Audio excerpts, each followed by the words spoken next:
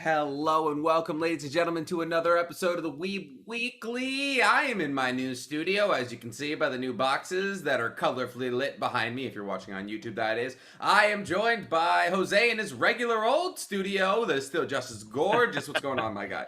I'm doing very, very good. We have a solid week of content for the first time in a while. I am excited. Mizu, my guy. Love to see you again. How you doing, baby? I'm doing fantastic. I can't wait to talk about. By the looks of it, huh? You're getting tubular by the looks of it. I know, right? Getting real going with my theme. Yeah, of course. I stay in the drip. Oh, well then, ladies and gentlemen. But you know, really, if we're going to be completely real, who really stayed in the drip this week? That'd be Captain Penny, in my personal opinion. Because this week, you were right, we did get a lot of content to talk about, and my lord, we got the show that's probably going to be coming a center point of our conversation for a couple of weeks here. We got the first episode of What If, and here's the thing. I'm not going to sit here and act like I didn't enjoy it, because I did. But I'm kind of fearing that this show is going to turn into, like, glorified recaps of every single movie that are slightly different somehow. Okay. Am I insane for thinking that? I think so. I don't know about you, Mizu. What do you think? I mean, I think so, maybe a little bit, because I mean, I think it already opens up telling us that, like, oh yeah, this is gonna be the slight difference, and here's all the things that are different, but there are still gonna be some similarities to just like they play out just a tad bit different. Yeah. Like everything, like you can think about it, everything shifts to the left just a little bit. Like everything's just pushed to the left. And it was fantastic. It was fun to watch. I really enjoyed myself. It was just, I was sitting there and I was like, this is great. Captain Britain's fantastic. Penny is my ideal. Peggy Carter. Yeah. Peggy Carter, yeah. Peggy Carter, after the hero serum, my ideal woman. Just gonna come out and say that right now. I wanted to be that alternate reality Steve Rogers. So just a small, frail man with an absolute monster of a woman. Oh goodness, carry me around like a tote bag. But it was a lot of fun. I mean, it was cool. It did separate itself from the first Captain America movie pretty well. I thought there were some very interesting twists and turns in there that kept me in my seat. I mean, they literally fought Cthulhu, whatever that thing was. But I mean, what did you guys think? Clearly, you hold a separate opinion than I do in the matter. I am very excited because this is exactly like the great Stephen A. Smith once said. This is exactly what I've been waiting for. A show that is not afraid to mess with its own continuity and still come out with something great. I'm going to come out and say it. I said it on my videos. Screw it. I think Peggy Carter is better at her job as the new captain. Is it Captain Carter? Yeah, Captain Carter. Than Steve at the beginning. Than Steve Rogers was at the beginning. She never got slapped on the USO tour. Yes, but it's wild. Like this woman because we have to think about it. She was kept on the sidelines, but Captain Carter has military experience, tactical experience. She's got strategic knowledge. She's intellectually at that point even smarter than Captain Rogers. So like she came out of the just swinging. She went to Berlin in literal World War II Germany and one woman armied the entire German army. Like, well, not one. We'll talk about the Easter egg, the amazing life of Steve Rogers after not getting the superhero serum. I think he got he got Pimp My Ride by Howard Stark. I don't know if I would call that an Easter egg. It's almost too forward to be an Easter egg. It was that's true. He's Iron Man now. Yeah. My thing was, so obviously that was sick. Like seeing in it was like much more. It was like Tony Stark's cave edition of the Iron Man suit, which was awesome. And I thought it was like a cool little like slap on thing there. But I mean, what did you think, Mizu? I'm not gonna lie, I'm agreeing cold-heartedly with Jose here. Peggy Carter as Captain Carter is leagues ahead of Steve Rogers. Oh yeah, because I was sitting here looking at, because I watched the episode like 4 times, looking at it, and I'm just like, holy crap, Peggy outdone and really utilized the super soldier serum more than we've seen Steve do it. And Jose put the nail on the head that she already has the military experience She already has like the strategy and everything. She already had that stuff out the gate. One of the main reasons why she wasn't on the U.S. tour is because she's not a pushover like Steve was in the beginning. True. With that being said, also plus you also got to think Steve was just a regular guy, like who wanted to join the military. He was just a good man who wanted to join the military, but he couldn't. But before that, he had no military experience. And while Peggy was already in it from the get-go when we first meet her, she's been doing this for a while. So when she got that serum, I wasn't surprised by her pulling off all the stuff she did. I'm like, dominating. Yeah, this is what she always needed to do. Even she said it herself, like, I finally feel like I'm being seen now. Like, I feel like people are taking me seriously now. But yeah, I think that this episode was great. And I love how it was like how you said earlier, like it was different, but at the same time the same. But it's all within like stuff that made sense. Because you know, they could have went completely 180 and stuff couldn't have not made sense. But everything down to from the beginning to the end, all of it makes sense. I guess, yeah. So like my biggest thing was at the end, like she pushes Cthulhu back, whatever they summoned using the Tesseract, and then she just kind of reappeared 70 years later, like she had been like spit out of like the Bifrost or something. That was the only part that I was like, what happened here? But obviously they only have 28 minutes. No, but here's the thing, that even that makes sense because like the Tesseract is pretty much like a portable Bifrost. Okay. And as you saw in Thor Ragnarok, when they kind of diverged out of the Bifrost, they end up in that world they were in. And even what's it called? The Grand Masters, it's like, oh, time works differently when you go through the Bifrost. That's why Loki got there, even though he was a second away from Thor, he got there like, what was it, days, weeks ahead of him, compared to Thor did. Yeah. So the Tesseract is pretty much the same thing. It's just a portable Bifrost. So her going through that portal, and think about it, it's also the thing, it's a similar thing that happened to Red Skull in the actual continuity when he got hold of it and he teleported out of nowhere, and now he landed on I forgot the name of the planet. The Soul Stone planet, yeah. Pretty much the Soul Stone planet. And when he talked about it as if he was there for like eons. Yeah, he was. So with that being said, I think that part also made sense because her going in there and then her coming out to 70 years later, because it's also kind of an Easter egg because the same thing kind of similar happened with Loki when we first meet him in the first Avengers movie, and he is the one that shows up and Nick Fury says, "Sir, put down the staff." Loki being Loki kills everyone. But in this version, she's just like, he said, "Man, put down the sword." And she's just like, "What's going on here?" And he's explaining like, "Oh, well, it's been 70 years since we seen you and you're back." Like, I definitely agree with what you were saying, Jose. I think obviously like what Mizu said is, yeah, I mean, Steve Rogers was just a kid from Brooklyn. And so obviously Peggy had a lot more battle ready experience. That's why she was in there just like kicking ass left and right early on as Cap. I think if I could pose my own what if they had just gone with Peggy Carter? What difference do you guys think we would see in the Marvel universe? Do you think it would have what if they had just like been bold enough to open up with a female powerful lead from the jump? Like do you think the landscape of comic book movies would be different? Like we wouldn't just be talking about Captain Marvel and Wonder Woman. We'd see other female role leads. Like if Marvel had just blazed the trail earlier. So if we're talking continuity wise, it would completely change the MCU.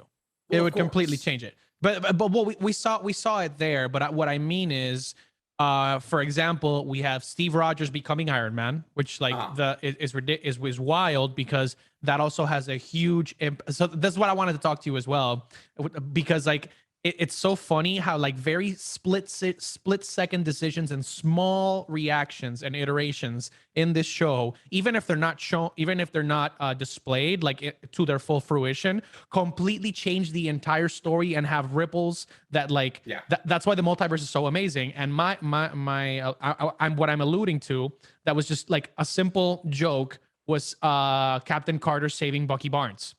She saves Bucky from falling off the train, which 1, no Winter Soldier. 2, no Hydra Winter Soldier. 3, Tony Stark's parents don't die. Oh shit! You're right. Well, there could always be yeah, another Winter there Soldier, could be you like know? a butterfly effect of something happens or like Murphy's law.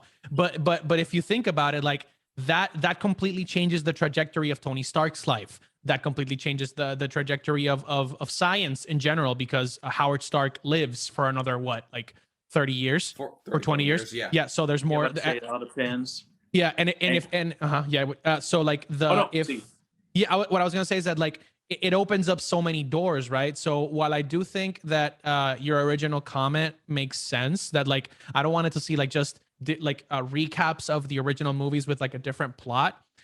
I think it's a lot more nuanced than that, because we're gonna see a lot more like small little hints and Easter eggs that literally like blow our heads off, because it's like, whoa, like this completely changes everything. So I really liked it. I felt like to go back to circle back to your question, I feel like um it would have changed the paradigm, because if you follow up, because I'm thinking about this like chronologically, Iron Man came out 2008, the first Avenger came out 2010 ish. Sure.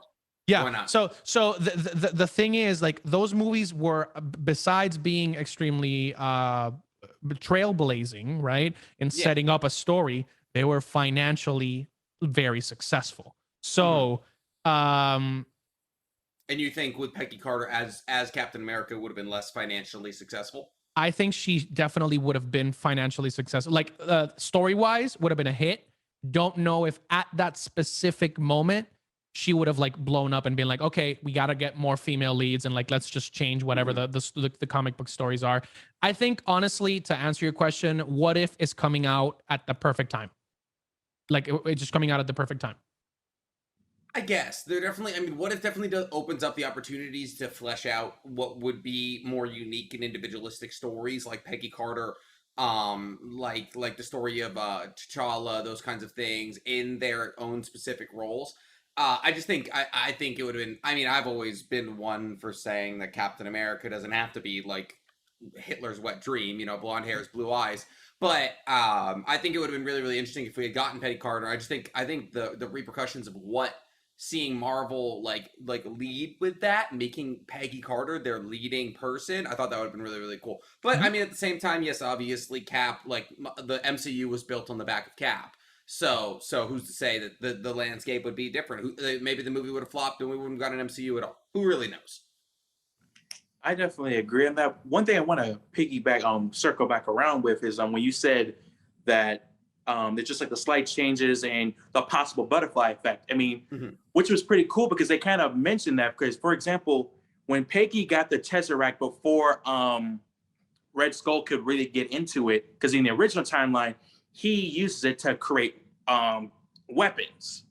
However, since Peggy stopped them from getting the Tesseract earlier, instead of him making weapons, he was just like, he looked in more to the research of the Tesseract, and he found that the Tesseract can also be used as a portal. And I'm going to use that portal to summon my, as he said, regrettably, his champion. Yeah. So I like that little change. He didn't get the weapons that he originally got in the original continuity, but he found an alternative to what he was looking for. So I think those kinds of things are kind of going into that, like you said, butterfly effect that, we get they stopped Bucky Barnes, they got the Tesseract before they really could start building weapons with and all that stuff. But then again, what happened to Steve when the train blew up? He got captured. They got the Tesseract and they did something else with it.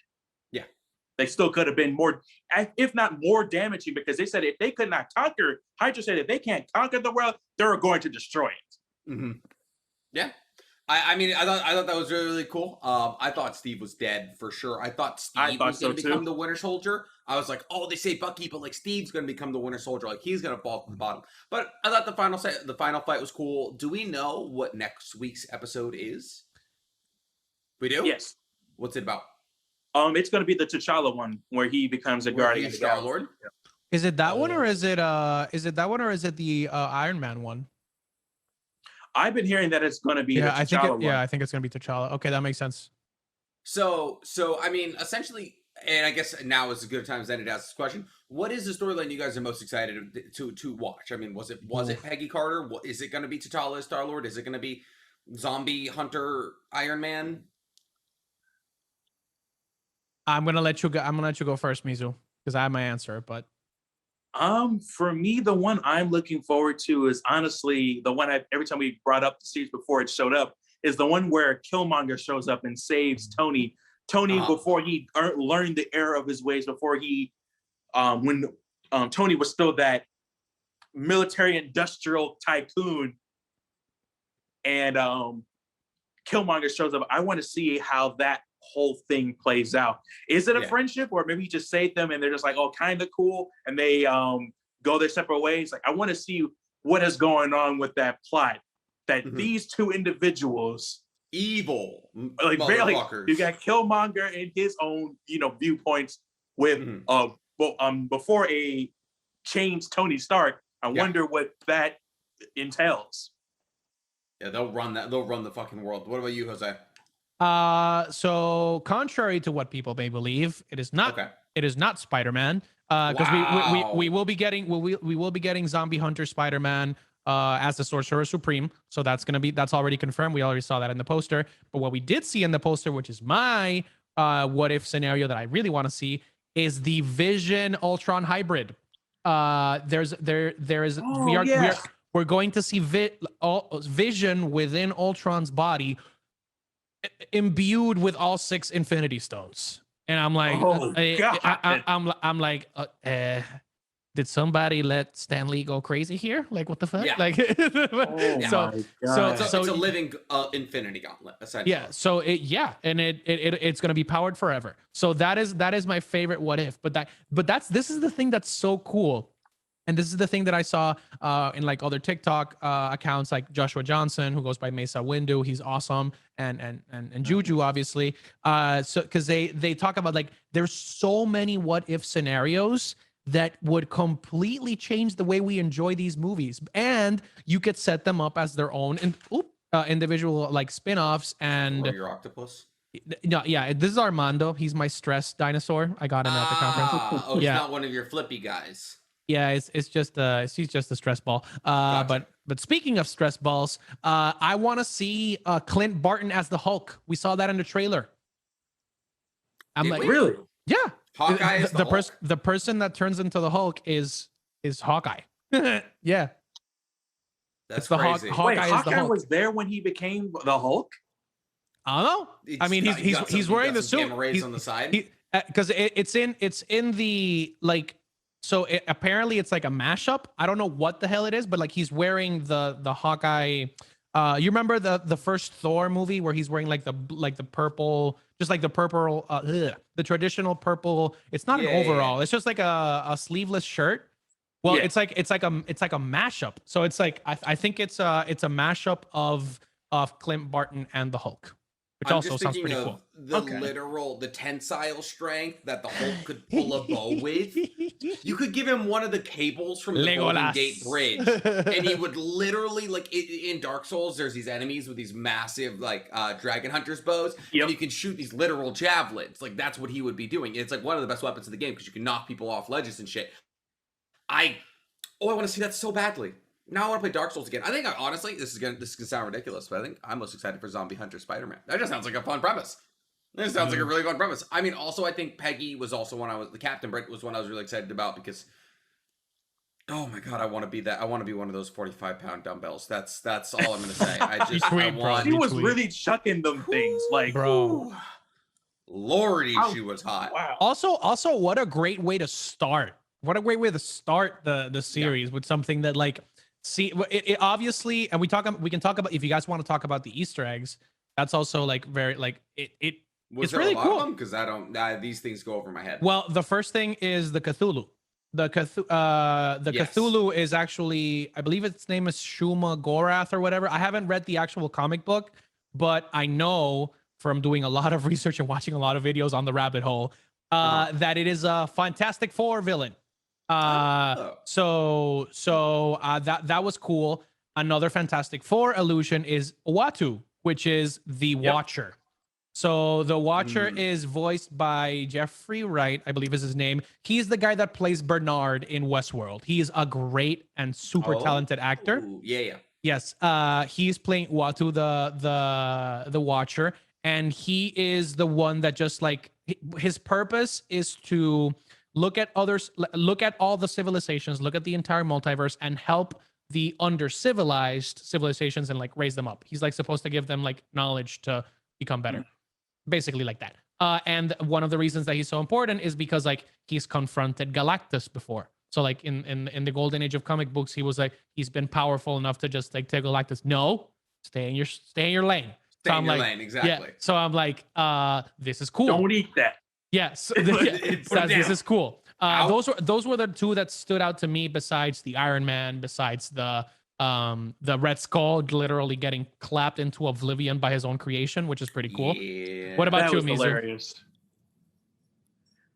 I'm trying to think. What was another one that was in there? Easter egg. Well, one thing I will say is that I think the part that really sold me on why I think Peggy was like for me, like the definitive, I think, better version of like Captain America is that aerodynamic fight scene when she's fighting the airplanes and she was using I was like, bro, I'm sitting here like, Steve, if only he did that live action. Can you imagine they just like that live action?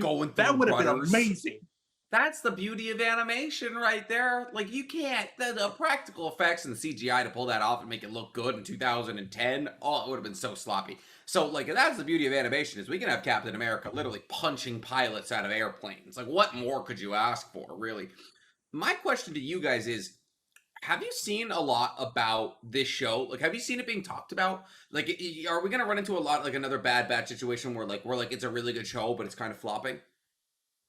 I don't think so with this one.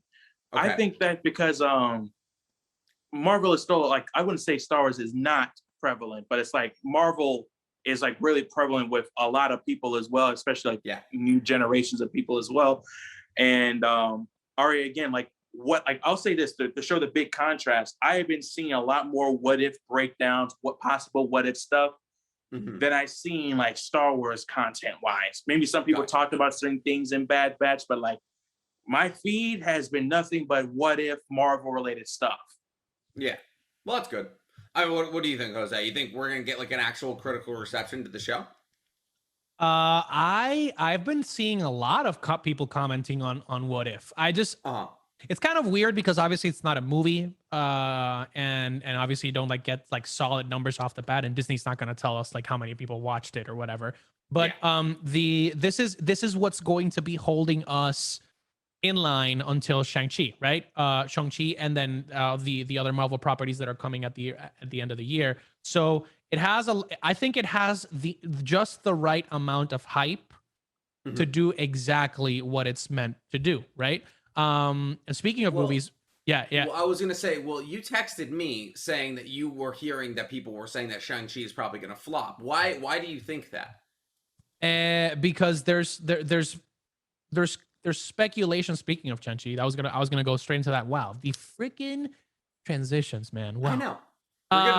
Shang-Chi is coming up soon, September 3rd. Only 17 more days, I think. I'm bad at math. Right. Give or take. I think it's 18. Yeah, 18. Missed it by that much. The Shang-Chi movie is in kind of like a roller coaster, man. They've come out with 3 trailers.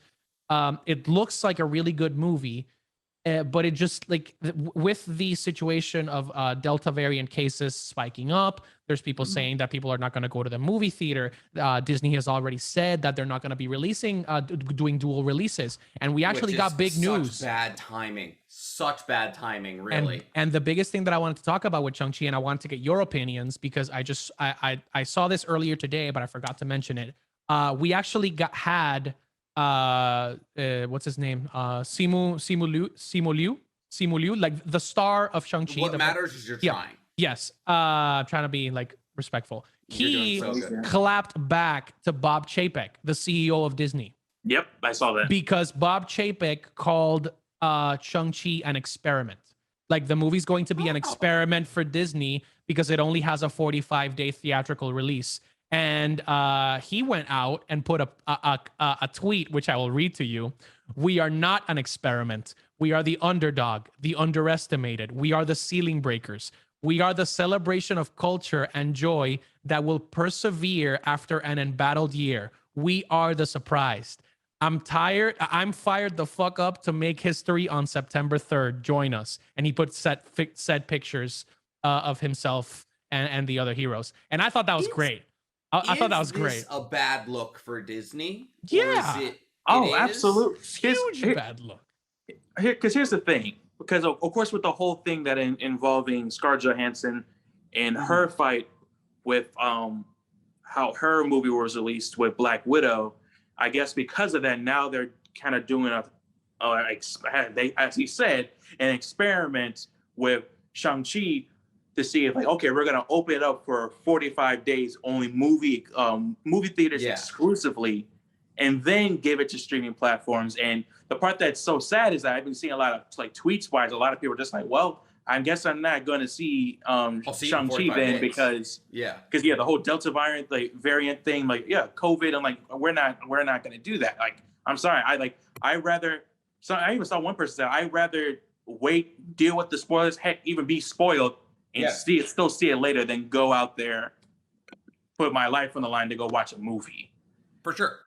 No, and that's the thing. Like, you can't shame people for wanting to like keep their families safe or something like that. Like, it's just it's ridiculous to ask anybody anything more than that. No, but here's another thing. So they're doing it because they're trying to get the revenue back, which a part of me understands that. Like, you want to get the money back because it takes a shit ton of money to make these movies. Oh yeah. And with that being said, in my personal opinion, that I am no economist. I don't have, never claimed to be, complete knowledge in cinematic revenue. Mm-hmm. However, I feel like, in my personal opinion, I feel like it won't make a big difference. Especially what's going on with the Delta release only. I don't think it will make a huge difference, in my opinion, especially with the Delta variant on the rise as well. Yeah, I feel like they'll make some money back, but this whole like, oh, they're gonna make a lot of the money back by keeping it moving theaters exclusively. It's not. Mm-hmm. They're still gonna have this almost. I wouldn't say they're gonna have the same numbers as before, but it's not gonna be anything like grand. On tops, I don't think that they would make, maybe if they just did it theater mostly. Yeah.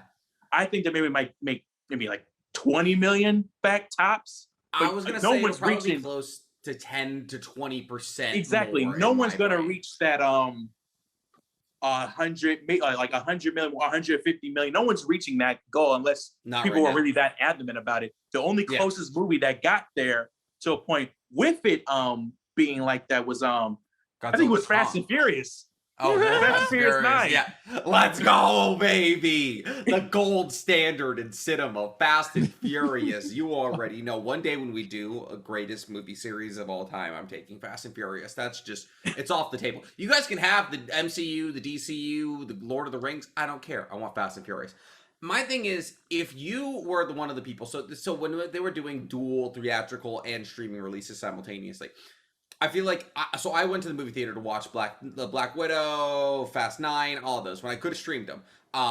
Because where I was living in San Francisco, when I went, there was 10 people in the theater. That was it. It was empty. It was legitimately deserted. Didn't matter the movie. I saw every single movie that came out opening night, first possible show. Every single time, 10 people in the theater. So I don't think it's going to push more people to the movie theater. I really don't. I think if anything, now is the time to lean into streaming. Like if you're really concerned about revenue, find a way to make sure that you're generating revenue by releasing movies into your streaming platforms. Like, why are you building up your streaming platforms like Disney Plus, like HBO Max, like all these other things, like Paramount Picture, whatever the fuck? Like, why are you building that up if you're not trying to leverage it as hard as you can? Sure, you can do your theatrical releases and you can get your movie tickets, but guess what? The movie theaters are taking, 60% of the cut anyways? Like, you're making 100% of every stream download you get on Disney Plus. It's easy as that. You get someone to, sign up, that's 100% your revenue. So it's a weird move on my part. You should know when, hey, we're, making a new movie about like an underrepresented culture, community, like race in superheroes. Like maybe we shouldn't call this an experiment. Like that's implying like if it flops, we're just gonna stop using Asian people. Like that's a weird. It's a bit of a bad look for you. And then you tack on, because I wanted to talk to Goofy about this, but he's got his Disney connections, so we stayed away from the topic. But like, Scarlett Johansson isn't the only time that Disney undercut an actor when they asked for something separate. Robin Williams, the only reason that he accepted to voice the genie in Aladdin is if he said, I do not want it, like, I don't want it to be said, like, I don't want my name associated with it. I don't want you to use me in marketing, all these kinds of things, because he didn't want big time actors to undercut professional voice actors. And I mean, look at the world now. Every big role that wants to be voice acted is now a huge actor. So like, this isn't Disney's first time like undercutting the wishes in the wants of actors. And it's a bad look the past couple of weeks for them, honestly. Yeah, I have very publicly a very big Disney fan, but I will not like keep my mouth shut when I think there's something that could have some constructive criticism, right? And obviously we all hope to work with these companies in the future, but hey, we are very honest on the show. So that goes out to Warner Brothers, Universal, Disney, whoever wants to work with us in the future. I'm not working with Warner Brothers. I mean, I'm not doing it. Well, you can't make me. I mean, what I'm saying is that like our show is meant to provide a real and constructive look at what you're doing and what you could be doing better. And I think that the move, right? Because there's already a precedent for this. And what I'm speaking about is Mulan. They released Mulan in theaters and Disney Plus, and it was labeled a flop as well. So I'm like, bro, there's already precedent for this. Then you had the Black Widow issue. A white female actress, which to some of you that may not know, Scarlett Johansson is one of the top 3 or possibly the highest paid actress on planet Earth. Like, this is not just like I thought Scarlett Johansson was Asian. No. I meant that, like, for example, you go from Mulan, right? Why did she get the Ghost in the Shell role then?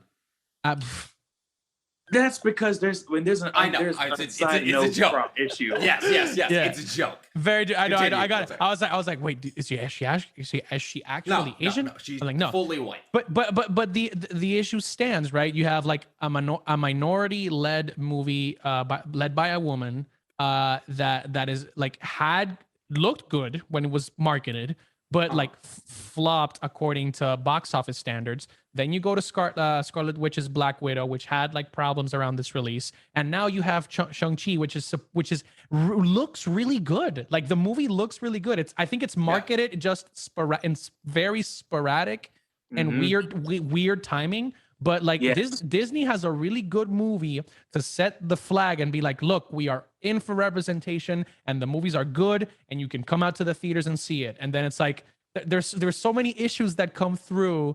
And like, for the CEO to say something like this literally less than a month before release, I'm like, really bad look. Bro, really, Mickey Mouse? You could do better. You could do better. What's going on here? The president is there. But I mean, since we are talking about flops in this music, there's something you wanted to say?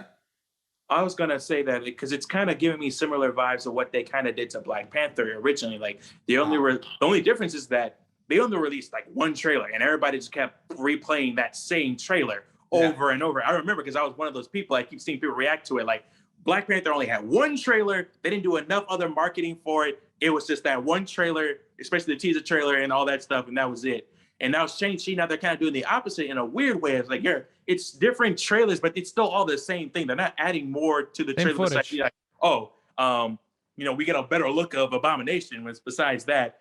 But and another thing which is so sad with Shang-Chi is that I definitely want to see this succeed, because like, first of all, there aren't a lot of Asian Marvel superheroes, and half of them are mutants, which we have yet to be introduced in the MCU. Mm-hmm. So the non-mutant ones are not as prolific compared to like Shang-Chi. Shang-Chi is Hulk. Hulk Cho, as well. Yeah, Cho. Well, yeah, I forgot his first name. I know you're talking about. But it's like, So I do want it to succeed. And plus, the sad thing is like they're actually trying to get it together. While I'm not gonna lie, even with Black Widow and Mulan, there were already, I'm not gonna lie, problems before that. Like, first of all, with Mulan, they were getting rid of like all the parts that the original Mulan had, like no music, no Mushu, none of this other stuff, like changing characters' ages and all this kind of stuff. It just didn't do very well. And so a lot of people were already turned off from it. Exactly. So a lot of people were already turned off from it from the beginning. Same thing with Black Widow for a little bit. Like, first of all, we're getting the movie now. Why are we getting the movie now when we should have been getting it earlier? It's not adding enough, like really too much to her like mythos per se. And what was the other thing?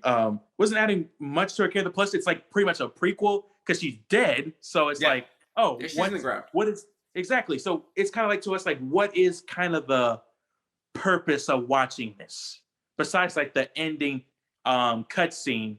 But of course, you know, all the Marvel movies, they all tie in together to a point, but it's like, why are we watching this? Like, why, like, what are you adding into it?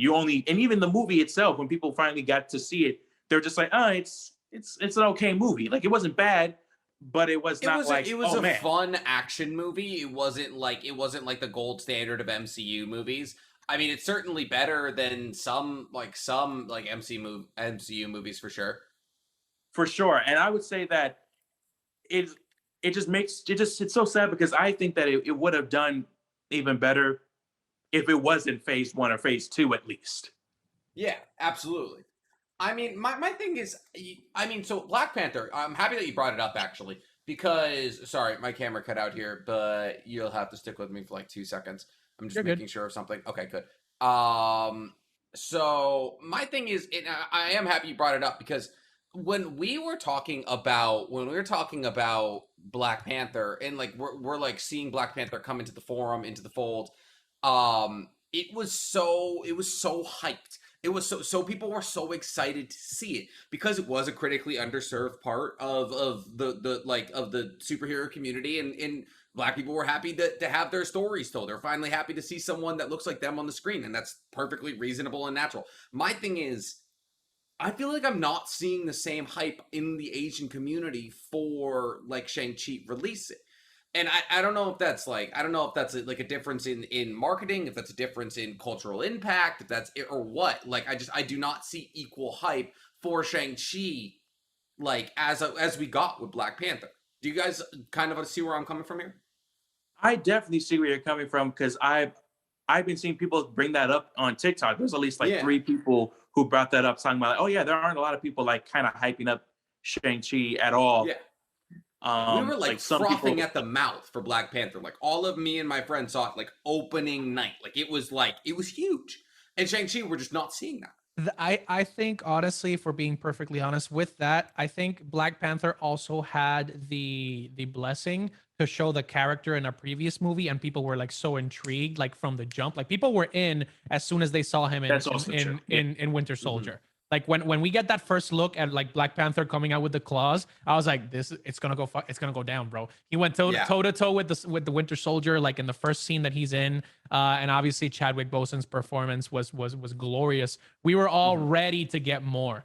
But yeah, I'm. It's kind of a curious case because it's not. I don't think it's a case of like mishandled IP because, for example, Black Panther was directed by Ryan Coogler, right? Who's a great director. He's also a part of the African American community. He knows exactly what to do here. And then this one is handled by his name is Destin, I think Destin Daniel. He's also Asian American. So like he also knows exactly how to handle these characters because he's a part of that community. So that this is what I'm saying, and this is what we've all 3 of us have touched upon so far.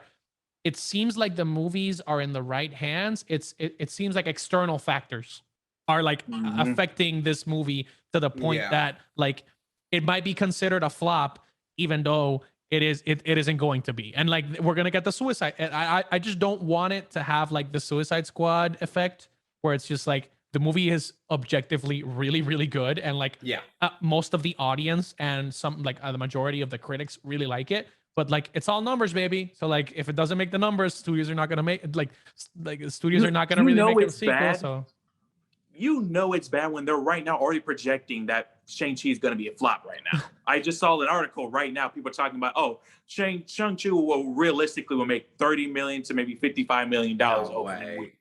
And that's it. Like, and, yeah, pennies, and it's just sad. So I'm like, they're already projecting it to flop. Shit. And the thing is, it also supposed to set up other things. Like the 10 rings are the Mandarin's weapons. Like this is really important setup material for like the reboot of the Mandarin and setup of other villains, and more of the mystical side of Marvel. And it makes sense to have this movie now, because like this is where this is the point where all of these movies like make sense to come out. The only issue is obviously we're still in a pandemic. We have to acknowledge that. But there's other ways to go through it, right?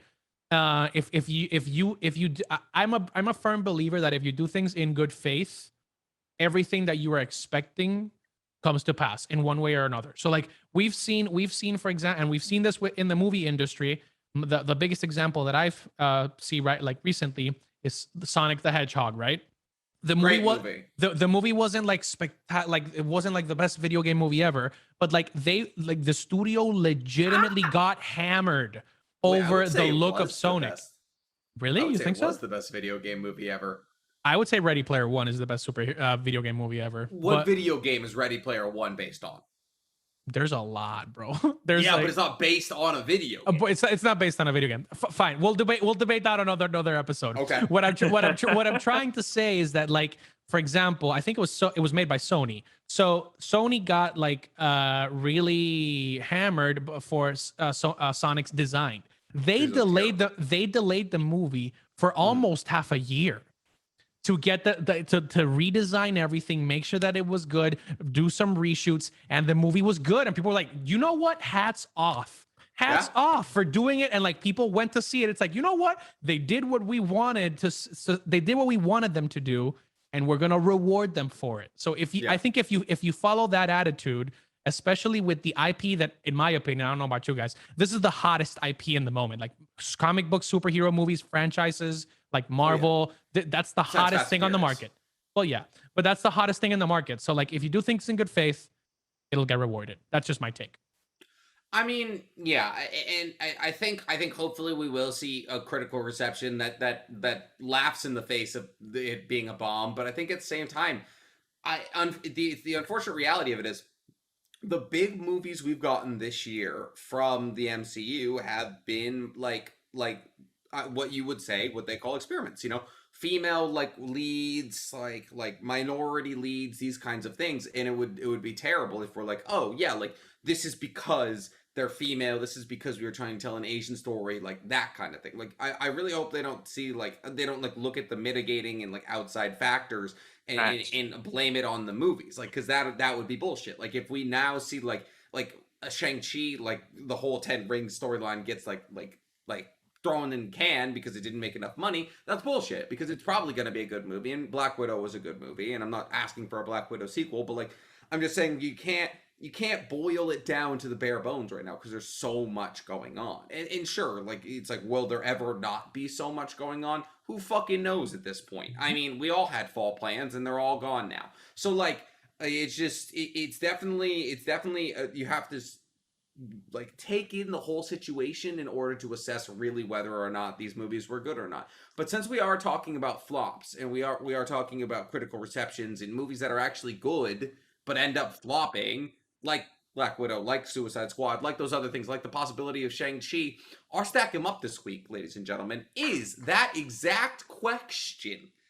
What are some good movies that flopped in the box offices? And there is a lot of them, by the way. This is not a problem that has just popped up now. And here's the thing, in the silver lining is, these movies that end up flopping in the box office, that they're actually good, end up getting cult followings later on in the years, and people love them. They go back and watch them, and that's the thing. So like, with movies like that, we've seen sequels made maybe later than they would have originally, but still, like, these are cult loved movies and followed. And Mizu won last week. Stack 'em Up emphatically. I got last place because I was the only person bold enough to choose a dramatic movie, but Mizu won, which means he gets to go first. You can say Vice was also dramatic as well. Harvey Dent's whole storyline in The Dark Knight. Sure. Okay. But yes, the floor is yours, Sir Mizukage. All right. So, as a topic at hand, there's a movie that I instantly can think of that was loved by many and to this day loved by a lot of people, but unfortunately was a critical flop. Okay. That movie being Atlantis, The Lost Empire.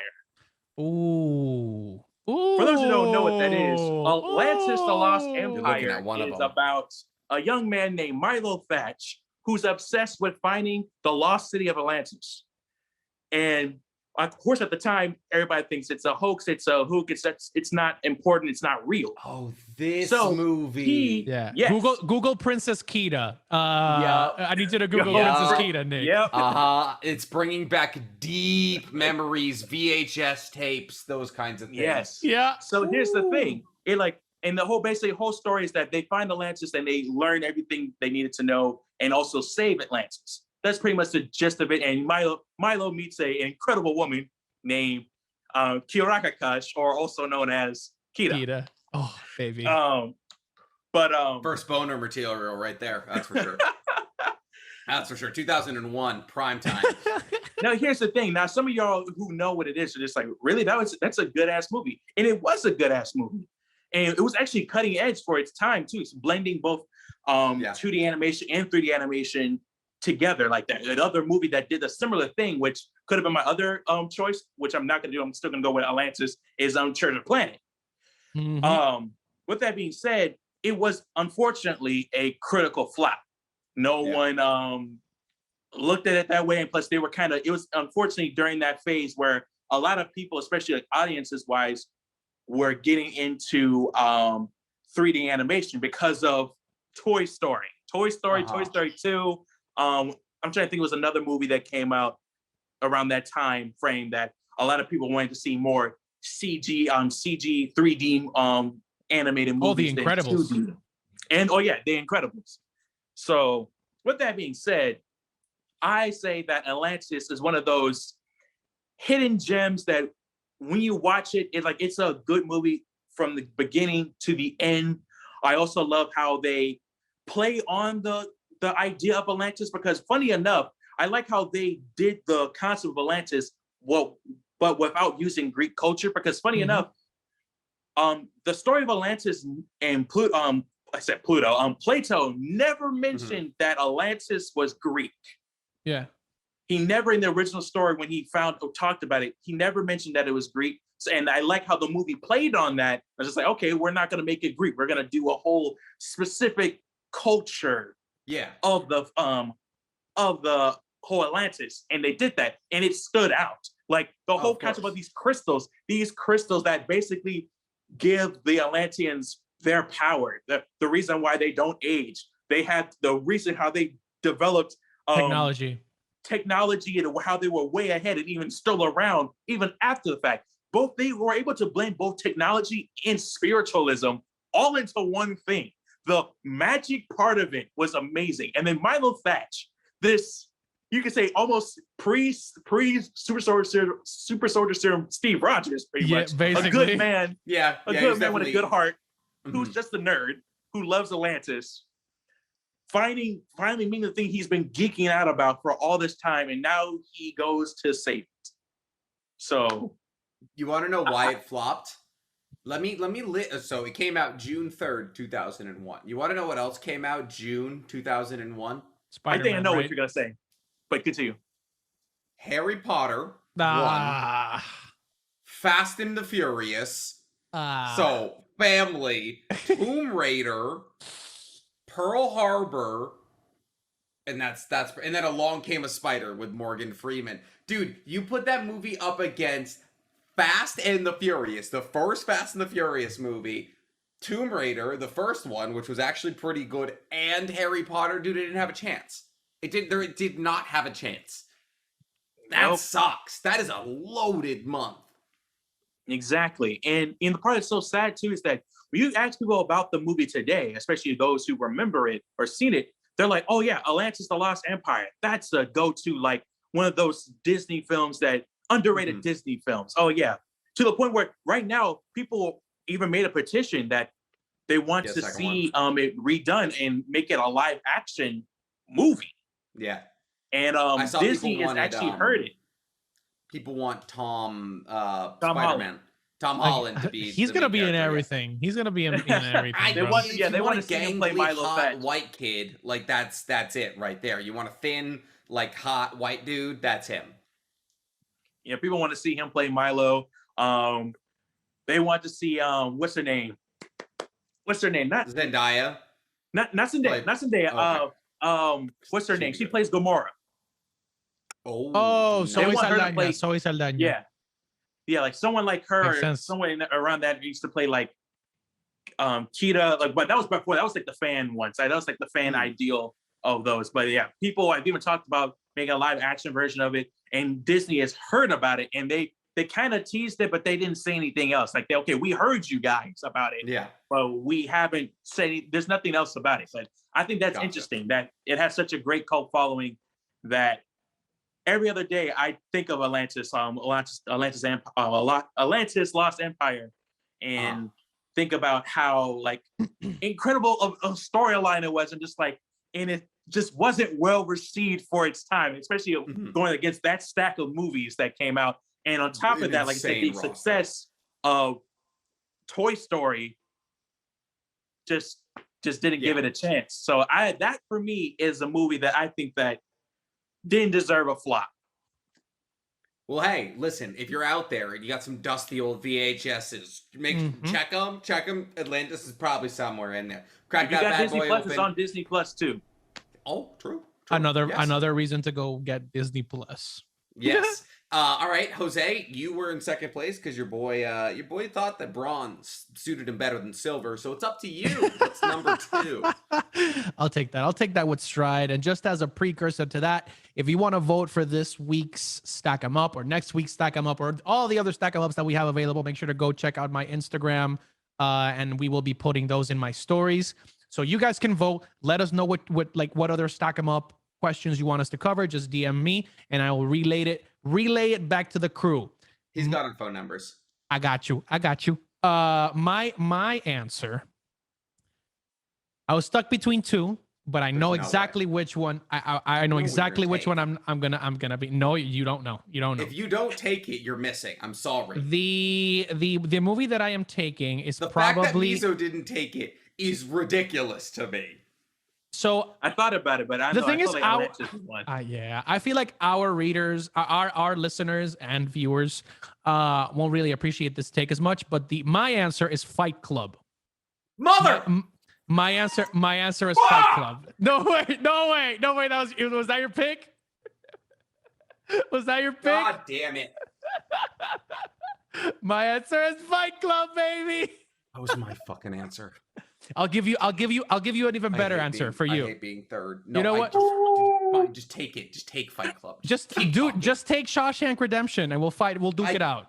Just take Shawshank and we'll duke it out. Just continue. Okay, so for those of you that don't know, 1999 is regarded as one of the best years in cinema history. There's a lot of good movies. There's a lot of good movies. I'm gonna read through some of them. You may have known them. The Matrix, Fight Club, Toy Story 2, Magnolia, one of Tom Cruise's best works. They were already on Toy Story 2 by 1999? Yep. Yeah, because Toy Story 1 came out in 97, I believe. Yep, that was the year I was born. Shit. Dang.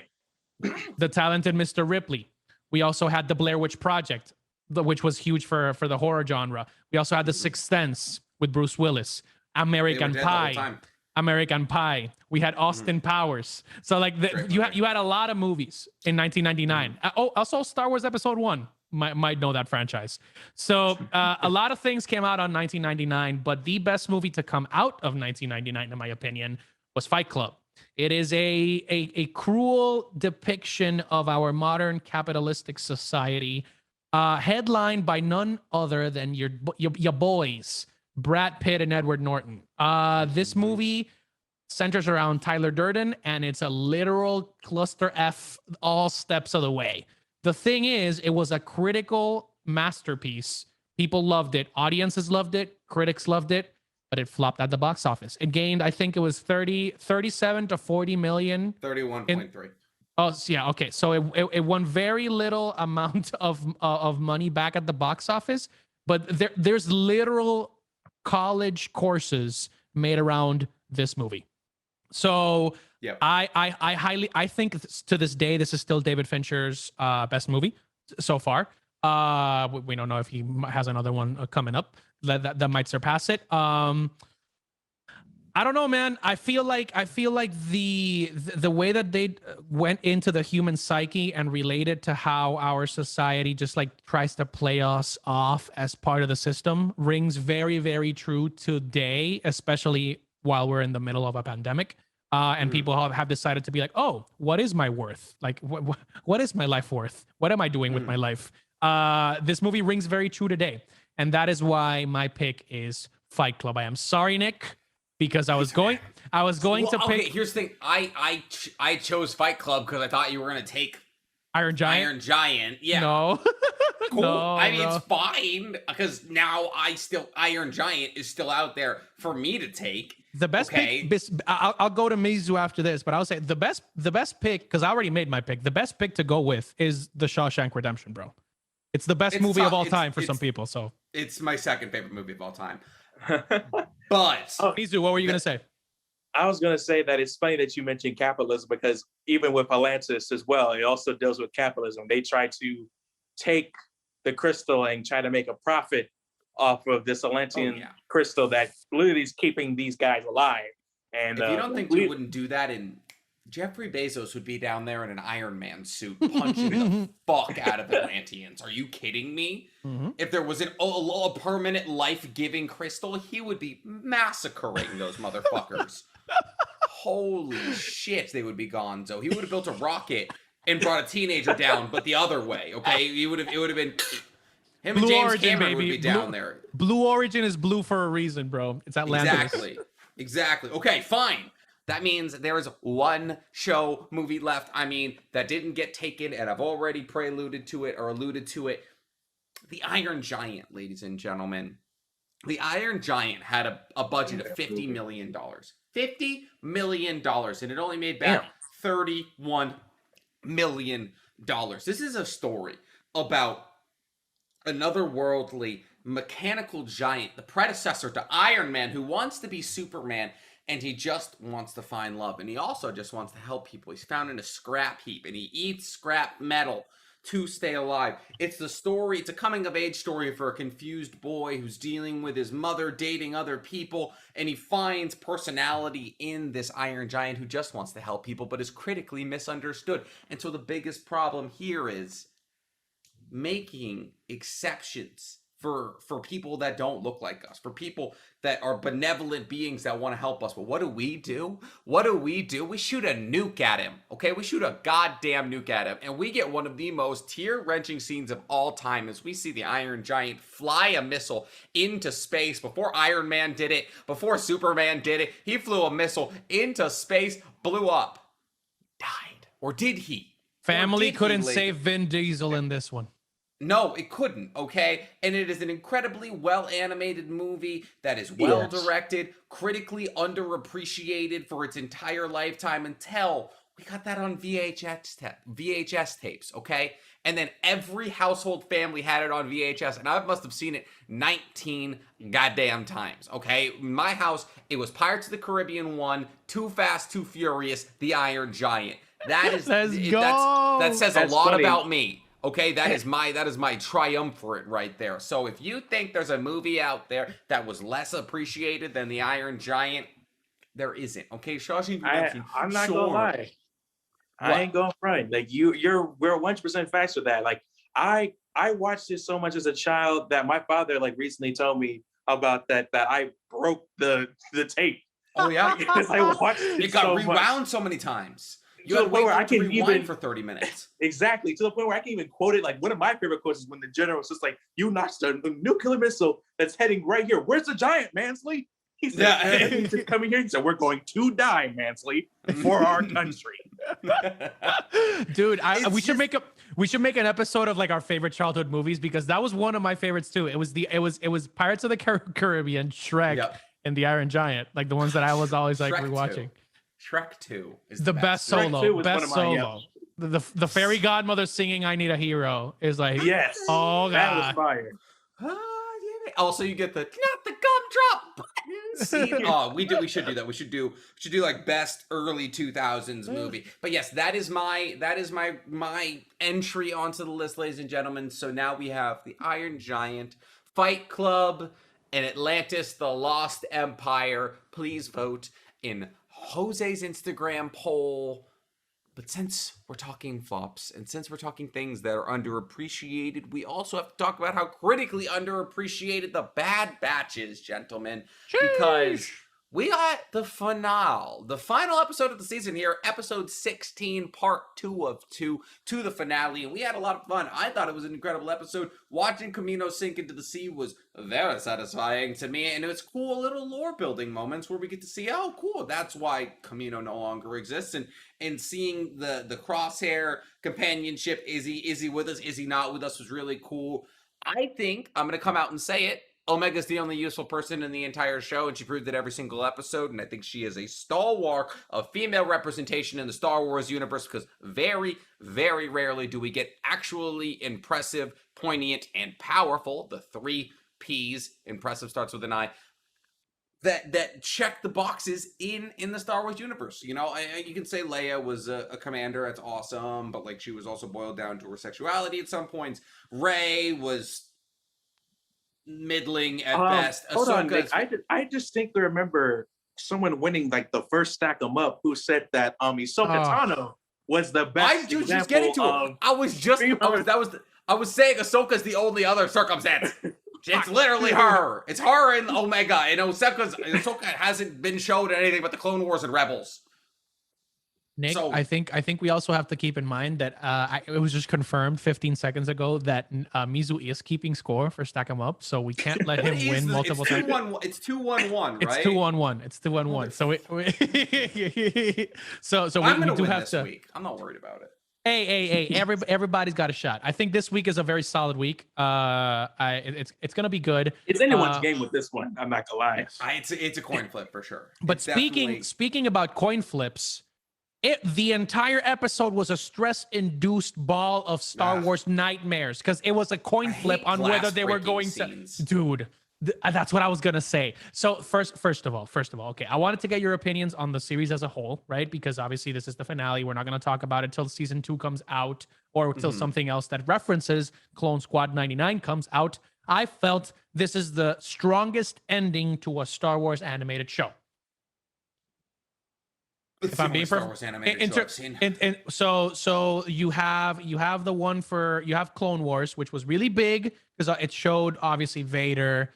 There's no words, but he, like, you can see him visually accepting the fact that he's lost officially everything after losing Ahsoka, which is like, that was a very poignant scene. We also saw obviously like Ahsoka like leaving and starting her new life or whatever. So that, like, it does make sense, but I feel like the Bad Batch made a point of making the story about them, which was awesome. We didn't see a single Force user after the first episode. A single Force user. So like, it was about the story, about the characters. It was story and character study driven narrative. Omega, we got some nice confirmations. So Omega confirmed she was born before the Bad Batch, confirmed, like told by the actress, which was pretty cool. We also had Crosshair make, like, as you said, Nick, you love people that die by their convictions. Crosshair still to this day Don't switch up on me, bro. He's still up on it, bro. He wants to be a part of the Empire, and nobody will tell him different. I love the squad. I don't like wishy-washy characters. I just don't. I just gotta say, the absolute glory that it was to like see this, just like the animation in terms of like, because if you think about it, usually when shows go awry is when there's a lot of like heavy animation, like a lot of like auxiliary stuff happening in the background, like trees get like less less complex.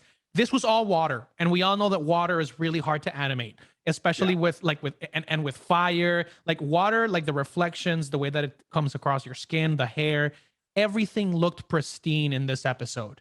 Everything looked glorious, and the way that they went about it being like an escape, the tomb, the watery grave route was pretty good because each one of them showed their resilience, right? Especially AZI, Azzy. Yeah, AZ.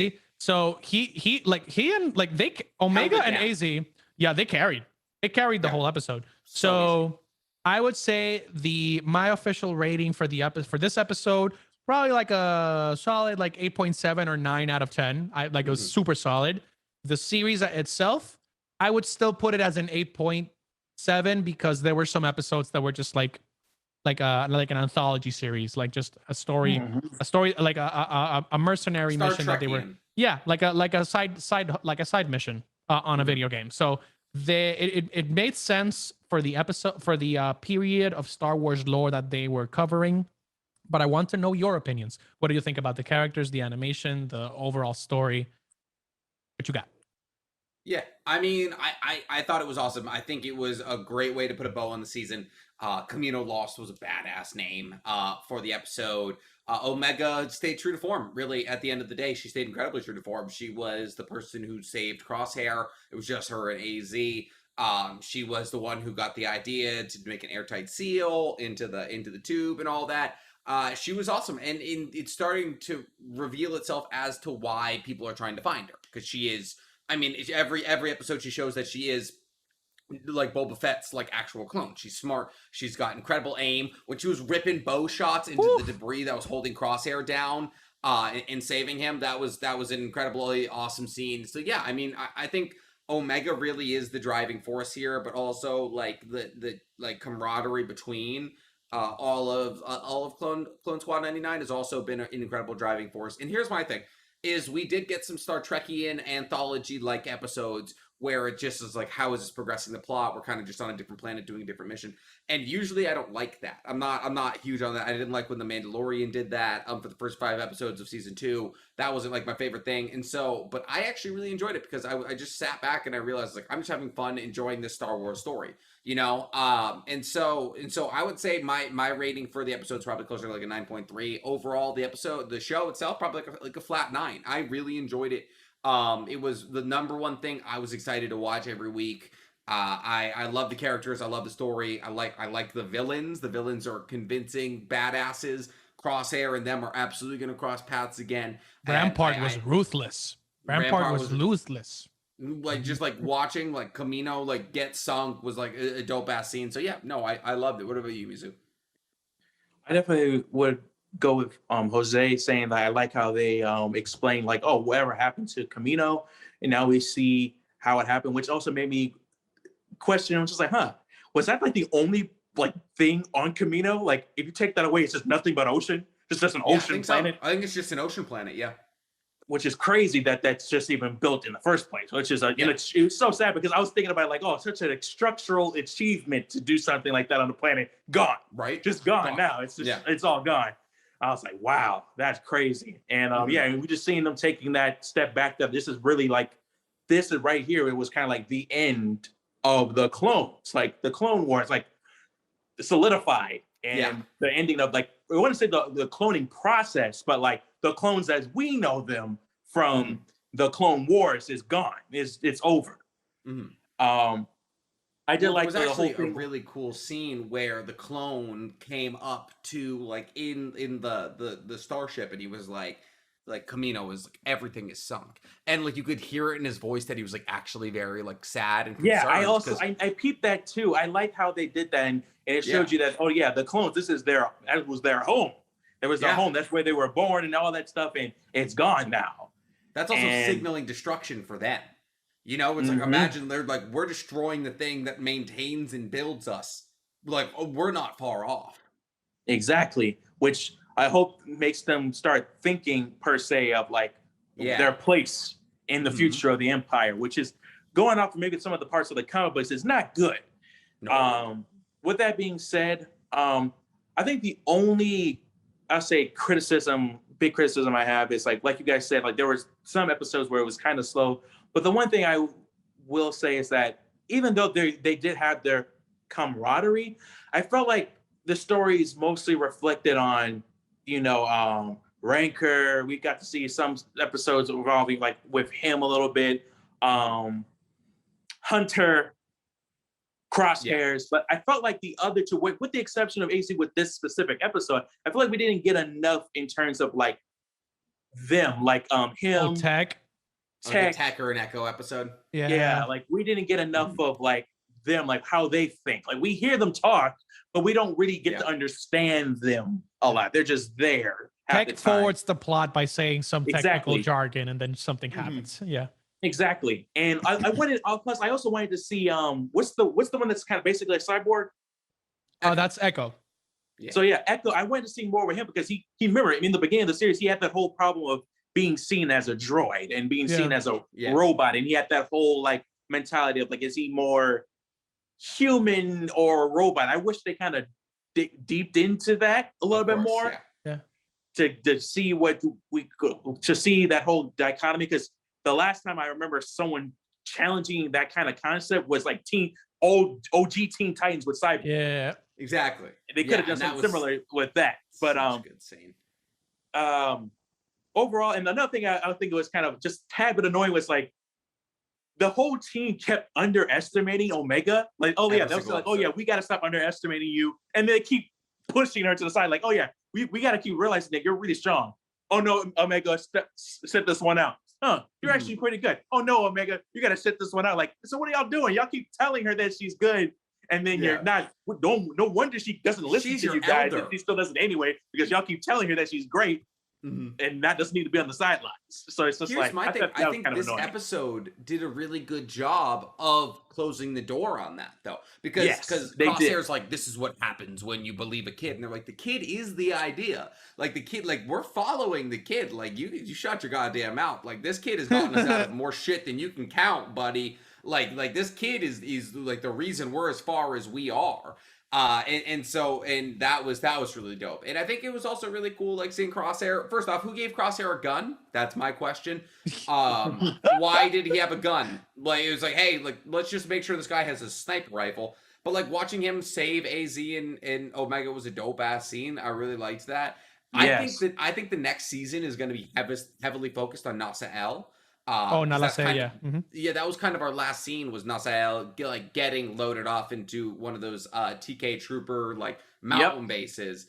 And so I'm interested to see like what, like, I think maybe you were right, Jose, is that we're going to see like the cloning implications like tied into more plot lines, because like I don't think they're going to take Nasael just for the sake of making more clones. I think it's gonna like, hey, we're going to like maybe look into cloning Sith Lords, that kind of thing. Yeah. Yes, we might see a possible, because some people are kind of teased it, we might see a possible maybe origin to maybe like the Inquisitors, maybe in Star Wars Rebels. But I personally don't think that they're clones. I think they're just forced children that were taken really like young and just been put into the system. But I digress. But we can definitely see other implications of what they can do with cloning. I think that would be pretty cool. Overall, I would say that I would give it, the episode is a 9 out of 10 for me. But the overall series, I say I give it a solid 8. Okay. Yeah, it's a solid show. What I was gonna say is, yeah, that makes a lot of sense to put Nala Se at the center of this, because we just have to say it. Dave Filoni is carrying Star Wars. Like Dave Filoni and Jon Favreau are carrying, bro. Like if you think about it, done a very good job. If you think about it, they are the only two people that have kept Star Wars coherent since the original movies like stopped. Like because if you think about it, like Dave Filoni and was under George Lucas's tutelage. Like this is his work. Like it came out of his brain, and he fixed the prequels with the Clone Wars and Rebels. Yeah. And he fixed like the end of fixed where George Lucas fucked up. Exactly. And then he goes in and he adds even more layers on the post prequel era, which is what we kind of, it's so funny to me because like at the end we're probably like this is, as you said, this is probably going to lead into explanations or at least an origin story for either Snoke or how Palpatine discovered that he could clone himself. And like, Mhm. but that's what he's like. Dave Filoni is finding coherent and solid narratives to explain Yeah. the cop outs that we see in the original movies. Like this is what Yeah. I'm saying. Like, bro, the Skywalker saga is being carried by the TV shows. And I'm like, how is this? This is otherworldly. Because like if you think about it, Marvel, which is also owned by Disney, is having a full, like, what is it, like an anthology series of movies, over 26 movies up until the end of this year, that get supplemented by shows. In this case, Star Wars is getting carried by shows. Like the movies themselves are the subject of a lot of debate, a lot of controversy. I just find it really really cool. And the last note that I have on this is, I want to know if we are getting Ahsoka coming back, and we get confirmed Yes. that she's alive at the end of episode 9 talking to Rey, right? Two things. I want Mace Windu back because we didn't see him die. And I want Yeah. want a Mace Windu show. I want a Mace Windu show. Sam Jackson is at the final lap of his life. Let's just put it that way. In terms of like it's his last probably 10 years of life. He's already 73, I believe. Yeah, Hopefully a lot 70. more. But like in terms of acting prolifically, we gotta make it count. And the other thing, the big thing is, I want to see who trains Omega. Because if Omega is such an asset now, if she gets trained and she survived somehow and stuck around like in the shadows up until the Mandalorian, she would literally be the same age as Boba. Oh no, actually, she'd be younger than Boba. She'd be younger than Boba because Boba was born. Boba was born around episode 2, which means that he's like what, like 10, like no, maybe 6 or 7 years older than her. That's it. Yeah, I was talking to my wife the other day about it. I was explaining that to her, that like, yeah, Boba is older, and so yeah, pretty much they're siblings. And one thing I definitely want to see is her show up possibly in the book of Boba, an adult version of her. That'd be and dope. And here's the thing, and here I know some people are thinking that, oh, but wouldn't that mess with the Bad Batch thing? I don't necessarily think so, because think about it, because you don't have to be in a continuous going forward for it to work. Because we can see a young version of her, and then we can go to a future her and see maybe whatever she becomes, whether it's like, I hopefully am going how she's been a badass, and then we can go back to Bad Batch and see how she becomes said badass. Yeah. That would be dope. I mean, there's no reason they can't flesh out multiple timelines simultaneously. Exactly. Overall, I just want to see Boba and her meet. Yes. That would be dope. That would be super, super Could cool. you imagine if she could you imagine if she restrains Boba? Like if she manages to restrain Boba, like they're fighting because like Boba wants to do something and then she's like, I make the rules now. It's like, oh yeah. Well, here's the thing. She knows Cad Bane. Cad Bane is looking for her. So who's to say? Who's to say he doesn't trained get by the same master? Or I mean, also like Hunter, Wrecker. Those aren't bad trainers. Like those aren't like those people. Like Tech, Echo can teach her a lot of things. Like they have already taught her a lot of things. You know, so like she could just be raised in the streets. You know, like as like a smuggler working for the Republic. I think that would be dope. My thing is, I got DM'd on Discord by a follower, Z-Man. And he brought me up this. Have you guys heard the theory that the sequel trilogy is actually an alternate universe, or it's an alternate timeline? There's a lot of talk going around saying that Disney is in the works of making the sequel trilogy. Well, no, well, I guess sort of, but there's talks that they're trying to make the sequel trilogy an alternate timeline, and there's actually a bit of evidence to back it up.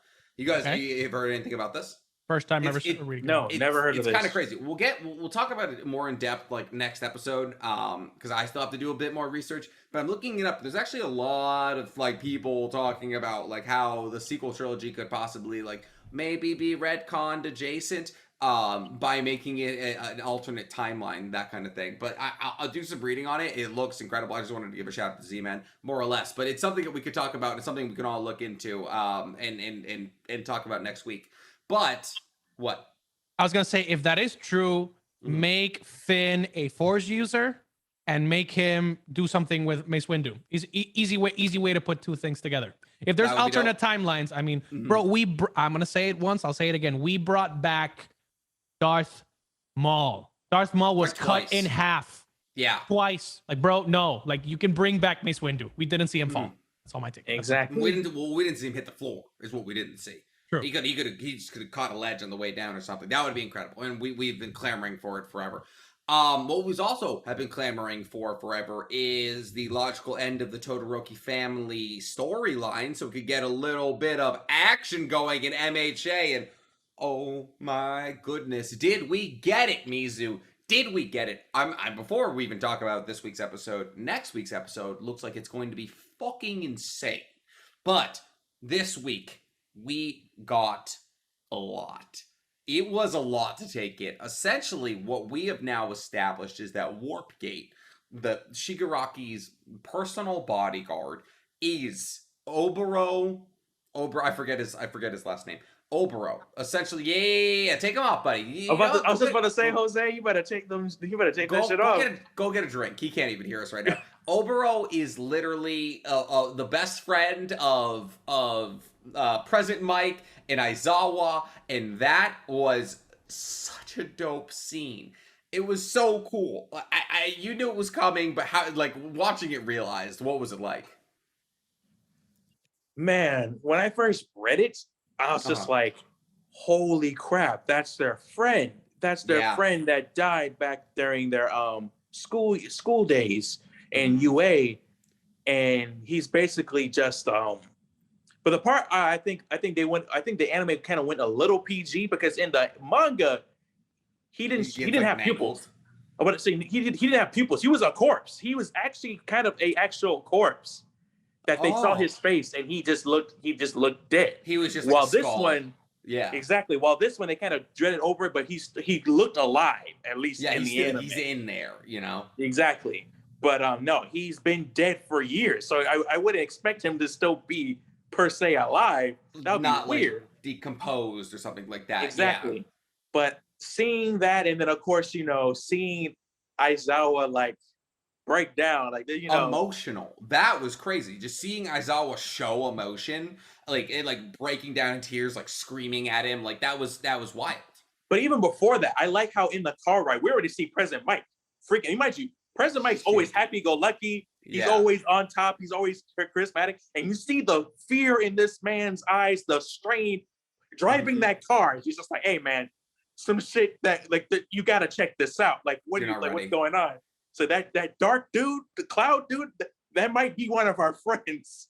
Dude, and it was just like the way they did it, like the mounting of action, like the building of it's like, oh, like he starts like shaking or after like throwing questions at him. It was like one of the more intense.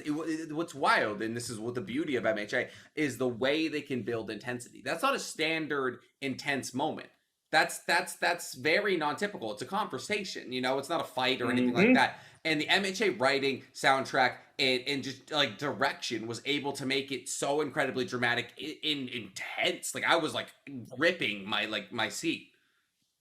Yes. So I think with this next like step up. Also, he says hospital. It's like Buline, and so we kind of cut to it at the end of the episode, more or less. Is that we see that there's this doctor who's like altering Tomura Shigaraki. I think he's making him into a Nomu? No, he's not doing that. But I'm surprised you didn't see who the doctor was, though. Who was the doctor? You want me to tell you who the doctor is? I didn't recognize him. That's the same doctor who told Deku that he didn't have a quirk. Oh shit! Like episode 1. Exactly. It's the same doctor. That's the same guy. Was always evil. That was like 7 years. That was like 6 years ago. Of course, I didn't remember that. That's wild. It's so wild that there's a theory that I think some people, it hasn't been confirmed, but even the creator kind of alluded to, but he didn't say it. So there's a kid in the first episode when we see Deku in his classroom, childhood classroom, and there's a kid with wings. Okay. Who is said, some people say he is said to be, I think, the grandson of the doctor. And later Oh. on, we see a Nomu with wings. That's so fucked. Oh my god, that's crazy. I love that as Yeah, theory it's because not essentially confirmed, but it's a theory on the side that a lot of people have been like, holy crap. Like, but a big part of this episode was revealing the fact that the Nomos are humans.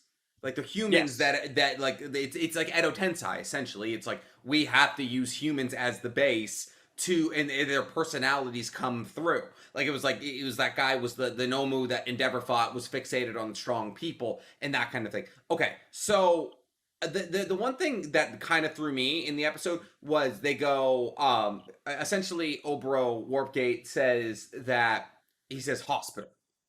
And so the hero Allegiance reaches out to Hawks.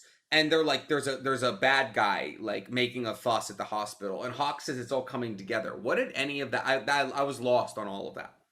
So basically it's kind of alluding to the upcoming war that's going to happen. And plus there's other people that we're going to see. Like for example, in the intro, we see this Usopp looking long-nosed man. Yeah.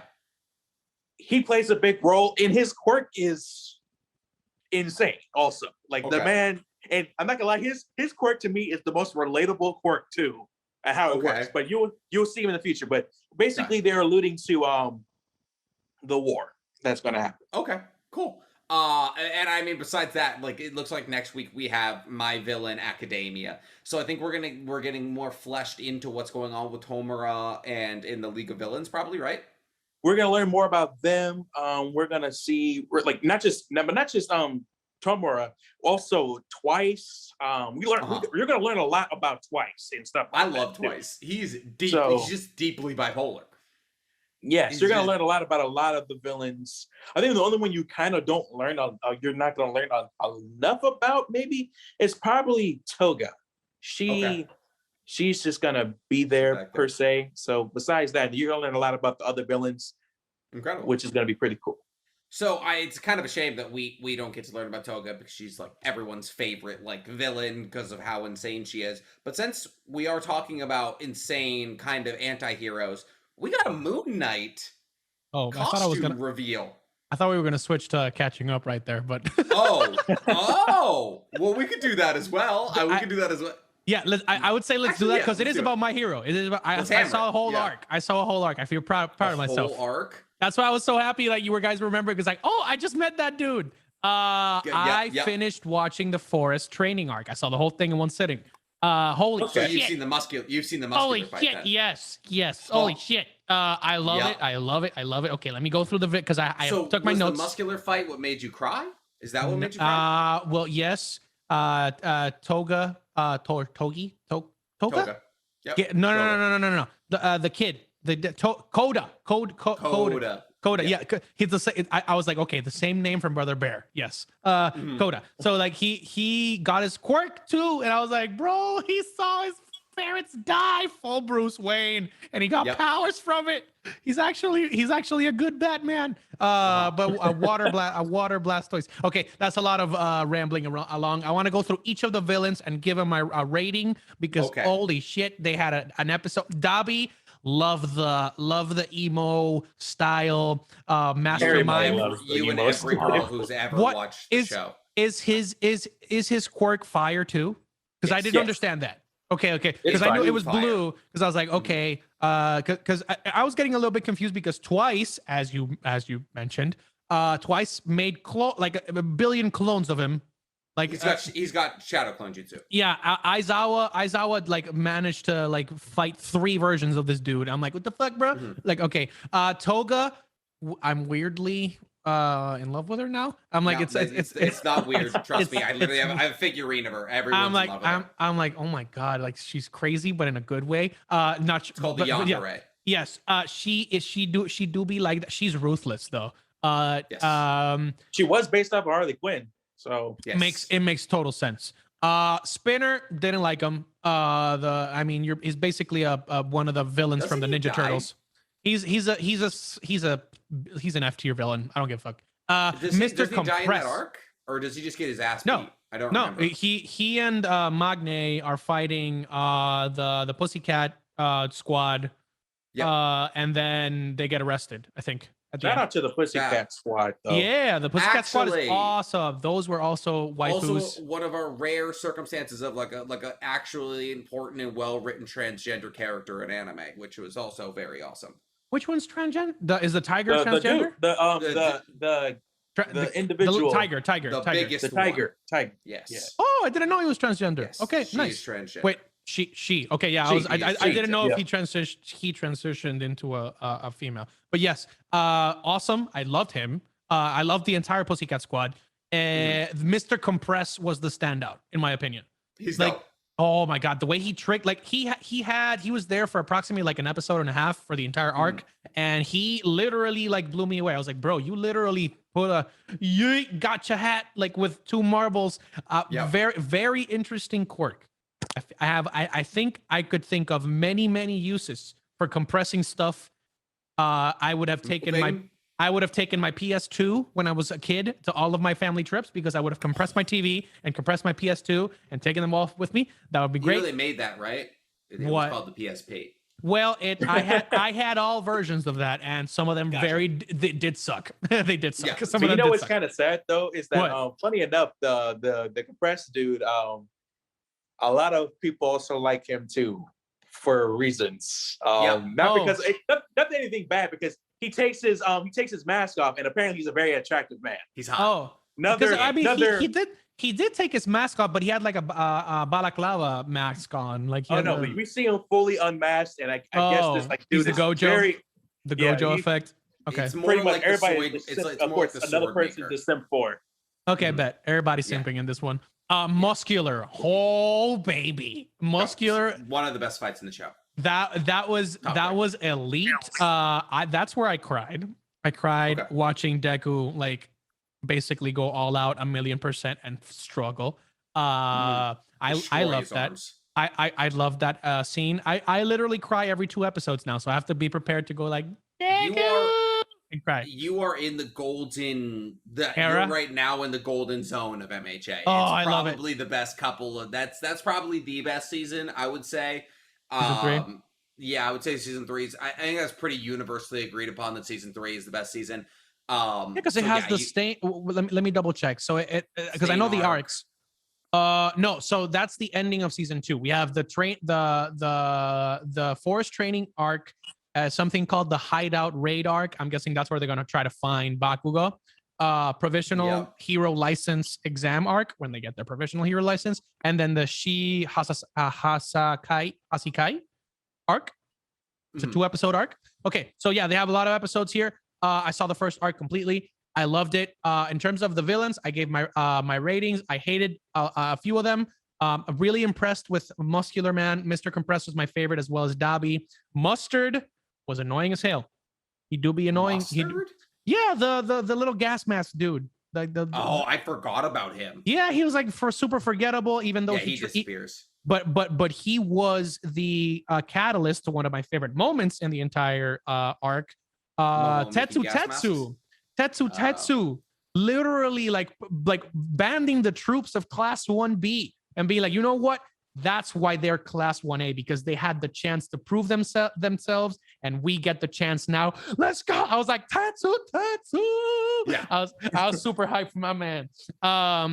Moonfish is my fear of every time that I think of like a zombie apocalypse, I think of somebody like Moonfish, the dude with like only the teeth coming out. Like I feel like, bro, like a Frankenstein's monster. I'm like, that's what I fear every time that I think of, oh, zombie hospital. That's it. That's what I fear. Don't like that guy. Glad he got arrested. Like episode 1 of The Walking Dead. Yeah, definitely glad that he got arrested. I have no idea why there's so many new Nomus around. I think I might have heard I heard a slight spoiler, but I still don't know. Like, where is Shigaraki getting all these like volunteers from? I don't know, unless We're they kind are. of literally just finding that out now. Okay. Yeah. Bet. Yeah. Love that. Yeah, that was like what this episode was about. Okay, bet. I was actually very impressed with Class 1A and Class 1B. I loved their performance, especially. I have to go because I have to see. I want to give my opinions on a few of them that were really, really important. There's a lot of names. Go off, So Kendo, Loved her working with Tetsu Big Tetsu. fist. Loved it. Girl. Loved it. Yep. Yes. Tetsu She gets way highlight. better. Tetsu, in my opinion, highlight of the training arc. Besides obviously Deku. I'm feeling a little bit better about Bakugo. Not super better, but slightly better. Really? I'm the like forest arc made you feel better? no, like Bakugo? just one scene where he's like they're actually like getting through to him, and it's like, bro, like we just saved Tokoyami. We risked our life for you. Like you don't have to be you don't have to love us, but you have to be our teammate. And he's like begrudgingly being like, don't tell me what to do, but I will help you guys. I'm like, yes, thank you, Bakugo. Get in line. I like that. Fucking So, buckle up. So buckle up, buddy. And the fact that he's the one that got captured made me happy, because it's like, okay, I'm gonna have to care about Bakugo, because like I'm like, okay, just take him. But at the same time, Bakugo's a really big asset to Class 1A. So I'm excited to see how they handle this. Shoji, big ups to my man Shoji with all the multiple appendages. Super OP. OP as hell. It's very slept on in terms of quirks, in terms of like intel gathering. It's like as good as it gets. It's lovely to see him. There was a scene which I did not expect of Mineta trying to climb the wall to see the ladies bathing in the other side, and I was like, my man is down bad, but I was like, ayo, like, I mean, Jesus, like, why would you go? Why would you try to do? He's now canonically bisexual, by the way, so he doesn't have to climb walls anymore. Oh yeah, yep. I forgot we never talked about that. Oh my god, canonically bisexual, so he doesn't have to worry about climbing walls anymore. He can be a menace to all society. Oh, Mineta do if there was anybody from this show that would literally how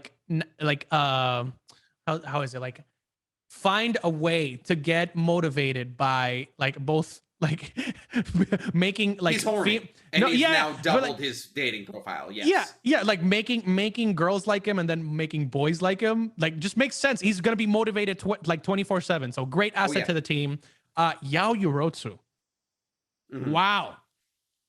Yeah, just a tracking device, the gas masks and all of that. A tracking bro, she is literally the utility belt. She's the utility belt for the group. I like that. I don't know why she hasn't made a gun. Uraraka was like got her blood sucked, which was weird. Because I think are they trying to like clone her, basically, like use her for Nomu? You know what Toga's ability is, right? No, they haven't explained it. Oh no! Don't say it. Don't say it. You're gonna see it. I was thinking something like a hybrid between Stain and then like a cloning thing or something. But no, I'll get to it. I'll get to it. But overall, I would give this has been one of my favorite arcs so far. Still, the Stain arc reigns supreme, and then the final exams. Sure. Yeah, so I would say for some. Okay, I'm thinking US. The sports festival was also so good. So right now I would go. A good show. Yes, but like, so I'm scared because you guys saying like this is the best part of the series, and I'm like, bro, this is so good. I don't want it to go down. Season 4 is also very good. Season 4, I would say the general premise is that people would argue between 2, 3, and 4 being the best seasons. I'd say 3 and 4 probably are the high. 3 and 4 are my 2 favorite seasons. Okay. I would say 3 is better than 4 in my personal opinion, but that's just my opinion. Okay, bet. So yeah, those are my favorite like arcs so far. So USJ Fest, not USJ, the UA Sports Festival, the final exams, the Stain arc, and this is starting off to be like, this was a really good arc. I was like, I was drilled the whole way through. Yep. Not sure if I like the Vanguard Action Squad more than the League of Villains at this point yet, because the villains were super interesting compared to like, I know nothing about the League of Villains besides like Shigaraki and like Kurogiri. So like, I'm like, what the fuck is happening? That's kind of what next week's episode is about. So catch up. Bet. Yeah. Okay, bet. So that is my take on that. And speaking of hot freaking news and takes, my boy Nick mentioned something really interesting in the world of pop culture. Yes, we have our next superhero. What's it called? I wouldn't call him a superhero. He is an R-rated mountain of joy called Yes. Moon Knight, baby. We got our first image. What did you guys think?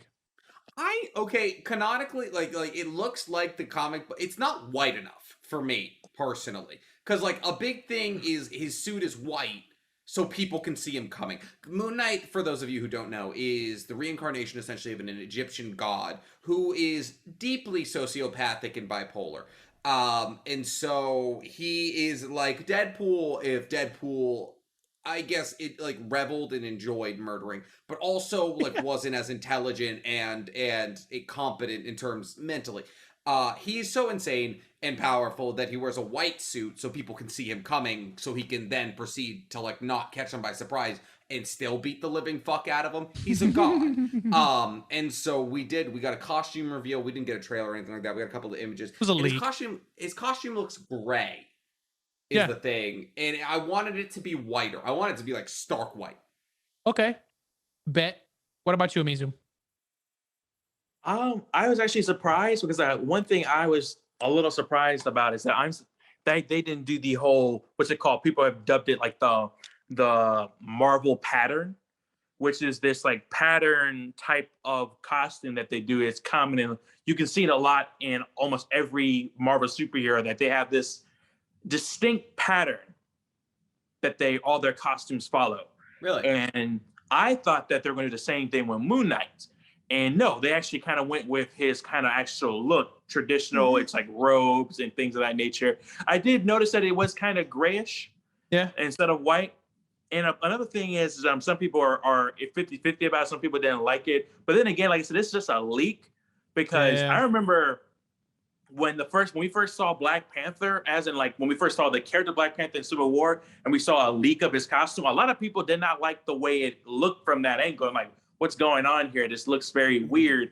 But once we saw Civil War, it didn't look like that. It looked completely different. So with this leak, I feel like it's going to look completely different when it actually comes out. I really liked it. I liked it. I was expecting them to go for the more like the Arkham style suit from like DC, where just like a battle suit or something like that. I did not expect the robes and be like super accurate. That's why I was saying, like, look, this is like, it caught me kind of like by surprise. I was like, okay, they're going for comic book accuracy in phase 4. We know that, but like it definitely seemed like something cool. We haven't seen any footage. It was just a leak, but it is really exciting. And obviously if there was anybody to be able to play the absolute insanity that Moon Knight will bring to the MCU, it's Oscar Isaac. Pairing that with like Ryan Reynolds' Deadpool is gonna be like a really interesting. It's gonna be a lot of fun. It's gonna be a lot of fun because Moon Knight does not give a fuck. Like, and Deadpool at least has some level of in some cases some level of cohesion. Moon Knight is just his way or the highway, kind of like Spawn. So I love this. Oh, I love this. When are we getting a Spawn movie? Or I guess another Spawn movie. I would adore that. My thing is, so Oscar Isaac, he's Guatemalan. He's half Guatemalan, half Cuban. But he does he looks Northern African. Like you could get away with, he could get away with being called Northern African. So that's, I think he is a good casting for that. Actually, funny enough, Moon Knight's actually Jewish. What? Sheesh. I didn't know that. Look, yep. Moon Knight's we got some of us Jewish. Jews His in father, superhero movies. Yeah, because in the comics, his father is a rabbi, like a very strict rabbi, and that's when I think as a child, that's when he first meets the moon god Khonshu one time, and then later he sees him again after his father's death. And basically, he is kind of, I wouldn't say he's 100% like a practicing Jewish, like in the Jewish faith and into Hebrew culture, but like he does say like dabble in it from time to time, like bring it up. So I think that was one of the reasons why I guess some people were kind of upset at first with Oscar Isaac being cast, is because like they could have actually got like a Jewish actor, but they didn't. Spider-Man was Jewish before. No. So here's the thing. It's funny that you mentioned that. Jewish. He's coded as Jewish. He's not actually Jewish. Oh, yeah, but he has been coded as Jewish a lot throughout the comic books, but they never made him Jewish. They never made the jump. It's kind of like how, funny enough, like it's talking about being coded, it's kind of like how do it, Tim Drake. Let's talk about it. Tim do Drake the from transitions DC Comics, today. from one of the Robins, who has for a long time actually been coded as gay, but never was said to be until now. They officially announced him being bisexual. He is now bisexual. And hoes are Matt, bro. First off, I'd like to give a shout out to Zeph. All right, Zeffy is fucking holding it down, talking about this shit. People are pressed in his comments. He was talking the news about Tim Drake coming out as bisexual, and he's done a really good job talking about it, defending his takes. Like, and honestly, like, if we're being real, yes, Tim Drake has been coded as bisexual for a long time because people are like, oh, he was so interested in who was his female love interest? Starfire. Well, Starfire was no, that's Dick Grayson. That's Dick Grayson. There's some female love interest he had a couple of years back, but he's also, for like the entirety of his like comic book, like whenever him and Superboy are together, they are like very, very like passionately, like they're like friends, you know, they're like friends in the 1800s colloquial terms of two men living together, like two men who moved in together and never had wives. They were friends. Like him and like he has always been coded as bisexual, and people are like, oh, where does it stop? What, is Batman gonna be gay next? And I was like, Batman is a billionaire with children training in his basement. The least fucking offensive thing he could be is gay. All right, that's all. It's funny that you mentioned that, because I've been hearing those same three arguments that come up every time stuff like this happens. The first one is like, oh, why are they doing this to an established character? Two, why can't they just make a whole new character and make that character whatever, minority, gay, or whatever? And the third one, of course, like how you're saying, they're pushing this SJW woke agenda on us. And it's funny that they say that. And here's the thing with that. Tim Drake being bisexual literally changes nothing about his character. Drake. He's still intelligent. He's got still like a good ass detective like Batman is. He's a great fighter. Nothing changes it doesn't change his personality at all whatsoever. So it literally doesn't like impact him that much. Like, you can still read his comments and you wouldn't even know. And another thing that someone brought up to my attention, a TikToker brought it up, which was a good, interesting perspective, is that in terms of like media, them making Tim Drake bisexual is honestly kind of a cop-out. And the reason why is because it's like a win-win for companies.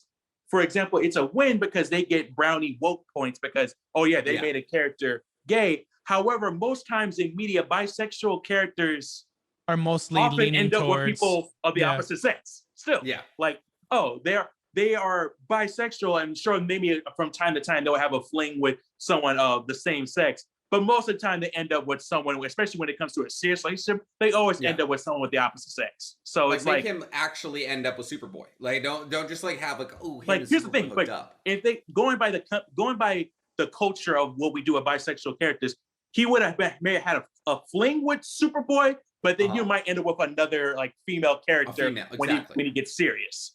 Yeah. What were you saying? What were you raising a hand for, bro? Harley Quinn and the Poison Ivy are always like throwing like little spice. Bro, the Injustice. I went through it. The Injustice video games. There is literally over like, I think it's 15 or 16 lines of dialogue of them like just flirting and being like, "Oh, I thought you were just gonna kiss me." Oh, he's like, "Oh, I can definitely." Harley Quinn is literally in love with Poison Ivy in her show in season 2. Yeah, so I'm like, bro, like we've seen it before. It doesn't change anything about like their motivations. It just adds layers. It adds layers to characters that are what, 40 years old, bro? Like, chill. Exactly. Like, Tim Drake's been around for 30 years. Like, bro, something different is always good. Like, different doesn't necessarily mean bad. It never means bad. None of the people that are pressed about Tim Drake being bisexual are gonna get pressed about Harley Quinn kissing a girl.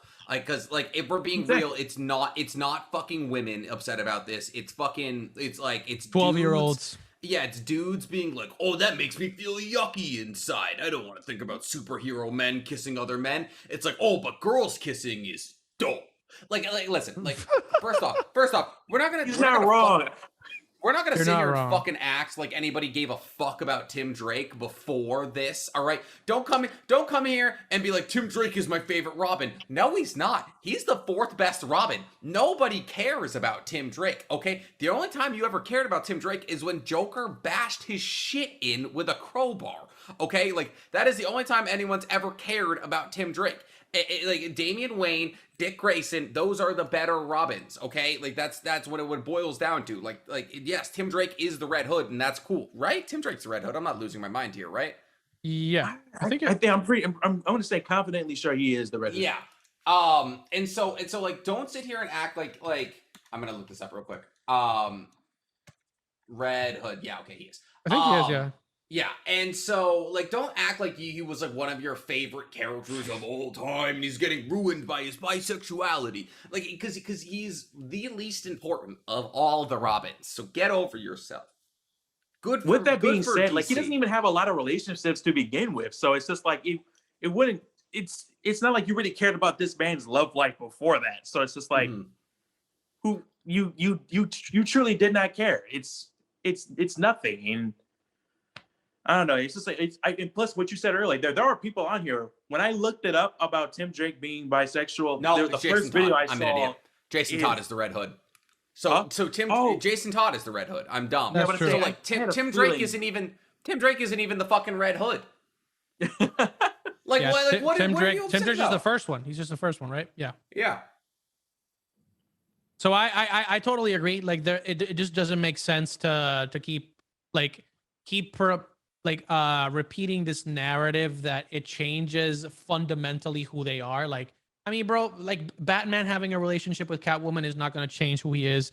He's still the same. He still has the same motivations. They might change from here to there depending on the situation, but it's not going to be like that. And like, bro, it's a romantic relationship between fictional characters. These characters are fiction. Like these are not your parents. These are not your siblings. Like these are just people that mean a lot to to a lot of people. So like representation matters, and adding layers doesn't necessarily mean that it's bad. As long as you do it correctly, it will be good in the end. Pink kryptonite makes Superman fucking gay, okay? Like, get over yourself. And plus, if we want to be honest with ourselves, especially in the world of comics, relationships, unless it's already solidified and iconic, they don't last long anyway. Yeah. So it's just like, no. I already knew that they didn't last long, especially in like Marvel, when Black Panther and Storm currently aren't together anymore. I was like, oh yeah, these relationships are just falsehoods that they just keep putting us into for no reason. Playing with my heart, bro. It's like Jennifer Lawrence. No, not Jennifer Lawrence. Jennifer Lopez. A new power couple. You know, was it A-Rod? No, now it's Ben or whatever his face is. Batman. Ben Affleck. Ben Affleck. Like that's the thing. It's like they're just gonna keep feeding us the power couples that we want, and then once it gets old and stale, they're gonna move on, and that's it. But listen, look yourself in the mirror if you're upset about Tim Drake, the fourth best Robin out there, being made bisexual. Look yourself in the mirror and ask, do I want to fuck boys and girls? Okay. Because you're probably suppressing something if you're actually upset about it. All right, that's all I'm gonna say to you. All right, grow up. Oh my God. I'll let you take that. Good. But we still have a few more things that we have to talk about. What do we got to talk about? First of all, the amazing and claps from the back for Netflix. We just got the official castings for Avatar: The Last Airbender, and holy shit, Netflix did it. You did it. You did it finally. Okay, fine. Yes. Let's reel it in a bit, all right? Okay, they're off to a better start than M. Night Shyamalan. Bet. At least, so it makes sense age-wise. I'm thinking about it because like it makes sense. Like age-wise, they make sense. Yeah. The characters, like the way that they're gonna look in the show, like just makes sense. Like just with the castings that they put in. So what I'm referring to is, for example, the actor that plays Aang, Gordon. Let me just double check right now. Gordon Cormier. He's like 11 years old. Aang is also, I think, 11 in the show. Kia Wentillo. She's the real. M. Night Shyamalan also, like, they were the right age. Yeah, but I mean, Like, it's a show about like Native American and like Asian inspired characters. Like you could have Exactly. yeah, added that, like you yeah, know. fair. I'm I'm gonna just say, and thinking plus, age. what's his name? And plus, Midnight Shyamalan got literally a white boy off of YouTube who was Yeah, built with a stab, and was like, "Oh yeah, that's Aang. My bad, not Aang. That's Ung. We're gonna Ong, make That's him." on. Hey, there is dude. two ways. And then he got the vampire, one of the vampire Cullens from Twilight to be Sokka. I'm like, what the fuck is wrong with you, bro? What the fuck is It's wrong with you, dope. M. Night Shyamalan? Great movie. The dude, Dallas Liu, he's gonna be playing Zuko. A lot of people were waiting for that. He is going to be showing up in Shang-Chi, so that's gonna be lit. We're gonna see the Prince Zuko acting before he takes on the Scar. I am very excited for this. Do you guys think, like, speaking about the Netflix Avatar: The Last Airbender series, do you want this to be like a direct recreation? Do you want them to take some creative liberties? What do you think about the show?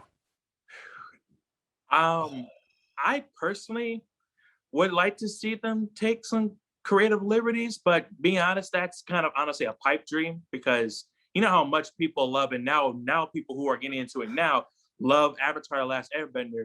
So if they see anything that deviates from the source material, there are going to be a lot of like pissed people, and Yeah.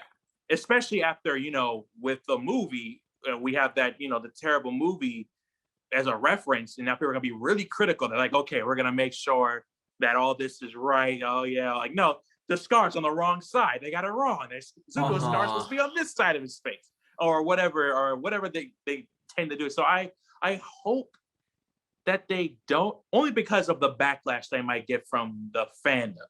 Yeah. Do you not think that the terrible like predecessor isn't actually going to help this movie?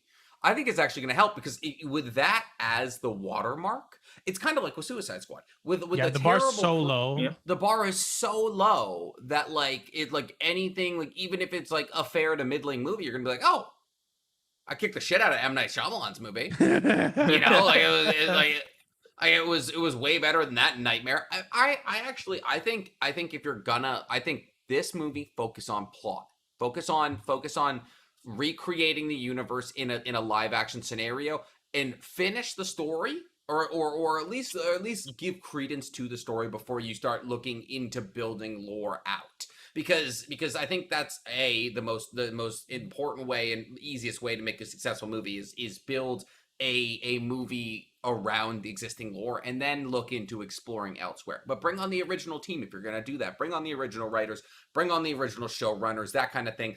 Don't go giving yourself creative license just because you got handpicked for this, you know? I agree. I agree with that. I want them to also be able to explore other areas. So that's another thing that people have been clamoring for since Korra ended. Maybe set it up to like explain other things. Like you could set it up for a Korra series, but also like we've been asking for, like, because the Avatar world, the lore is so expansive. I mean, you can go so many different ways. Because you have so many generations of avatars that have come before. Maybe a little bit of that is going to be kind of like muffled with because of the ending of Legend of Korra, because like there's no more avatars anymore. Like the connection cycle to has ended. Yeah, the cycle has ended. But what were you gonna say? I was actually gonna say the cycle still goes on. They actually said it With does. Korra, okay, However, the concept of the avatar state is gone pretty much. Like Yeah. she basically restarted it, as in basically right now any avatar after her is going to be right after her. So the next, for example, because if we're going by the order of the cycle, the next avatar is going to be an earthbender. Yeah. He or she will only have access to Korra. They can't go to Roku, Aang, and nothing like that. So it starts from her, and she's the pillar. She's the pillar now. She's the bridge basically between she both. becomes the new first avatar. Okay. Yeah. Which is cool, and it's really awesome because that was a really cool show. And also funny enough, it had its own like fair bit of controversy of people saying that like even the people that were working on it, because like she was supposed to end up with the girl, I forgot her name, May. I think May or yeah. She was supposed to she was supposed to end up with her. Which is pretty cool. And The last thing that I wanted to talk about before, if you guys have any other questions, is the Free Guy movie, which came out 2 days ago, I think. Well, you're the only one who's seen it, so if there's like things you wanted to talk about, absolutely. There is actually one other thing. There actually is one other thing I also need to talk about. So, but go. Yes, I wanted to talk about one of the Easter eggs because it actually makes sense to talk about a lot of stuff. And since we're talking Marvel and stuff like that, as you know, and I talked about this in a video, people said I was crazy, but it makes sense. So there's multiple strings tied around this movie. Okay. The first time we've seen Deadpool in the MCU is Taika Waititi playing Korg and Deadpool reacting to the Free Guy movie, which came out. Ryan Reynolds and Taika Waititi were starring in said movie, right? They work together. They're good friends. Taika Waititi is directing Thor: Love and Thunder, right? He's directing and acting in it because he's also playing Korg. Taika Waititi is also directing and co-writing a Star Wars movie. So, and there was a very big Star Wars. When does he write it? What do you mean? What do you mean? What is he writing? Which one is he writing? It's a standalone. It's a standalone. Nobody knows what it's about. Nobody knows. Okay. He's co-writing it with the screenwriter for The Last Night in Soho in 1917. Kristen something. Yeah. So like it's a really solid team. And what people are saying is that there's way too many Taika Waititi and Ryan Reynolds like Deadpool references, both in the movie and just outside. For example, another slight, spoiler warning at this point. Chris Evans makes an appearance, right? As a cameo. As a cameo, yes. No fucking way. And he delivers a Deadpool line. What does he say? What the shit? He says like a movie, like a line straight out of the first Deadpool movie, reacting to something that Ryan Reynolds says.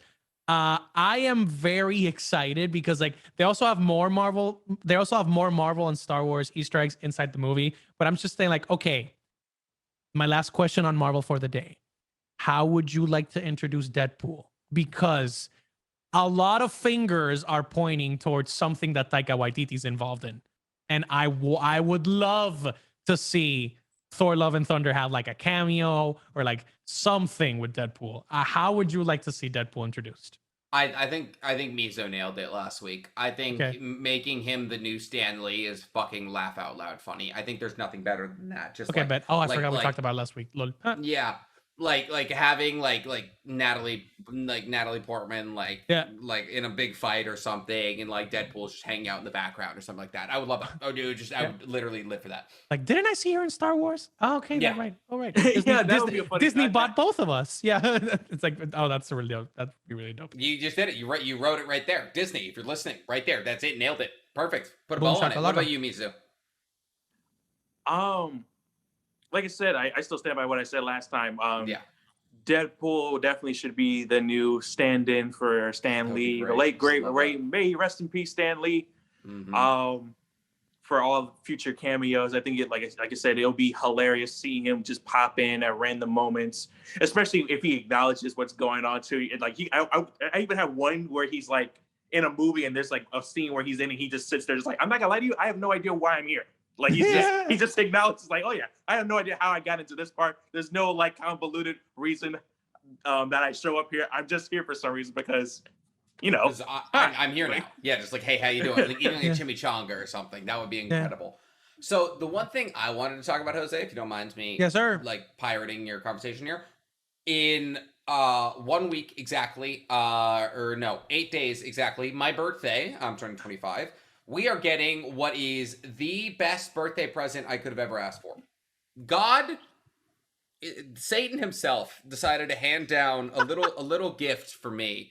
And he said, Nick, in 25 years on this earth, you've done nothing of sustenance, but here you are. You deserve this. I'm going to combine your two favorite things, all right? I'm going to give you The Witcher and anime. And we're going to slap them together. We're getting a Witcher anime movie. We're getting a Witcher animated movie. It's an hour and a half long, and it's about the past life of Vesemir, and I'm so excited, and Vesemir is a fucking hunk. We're going to be talking about it 2 weeks. At least I'm going to be talking about it, because it looks incredible. It looks so good. So good. It's coming out in 8 days. And I wanted to put it on everyone's radar because it's not getting talked about. Witcher is incredibly close to my heart. And animated, I think it's being animated by the same studio that did, I think it's animated by the same studio that did Blood of Zeus. It looks very similar. Yeah, and it looks awesome. And I'm very excited because Vesemir is a staple of the Witcher series. He's Geralt's teacher. He's basically the only other Witcher you really get like a fleshed out backstory of outside of Geralt because most of them have been killed. So Vesemir is an incredibly important character, and I'm very excited to see that movie. So yes, I would love it if you two would look into it as well. But that's about it from me. I just realized something else. What? In a month we get the Star Wars anime. That's a month from now? Yeah, Star Wars September Visions really? released on September 22nd. Wait, Wow. what is it based on? What is like what? What It's is it completely Based it's just different It's a standalone. stories. Yeah, it's just different Okay. stories. And it's from all- animated by some of the best like Mappa has 2 episodes. so the first one apparently is on you, Mappa. Akakiri is animating the first one, I believe. Mm-hmm. Oh my No, god, I'm so it's like excited. every Madhouse has an episode. Mappa has a every Madhouse.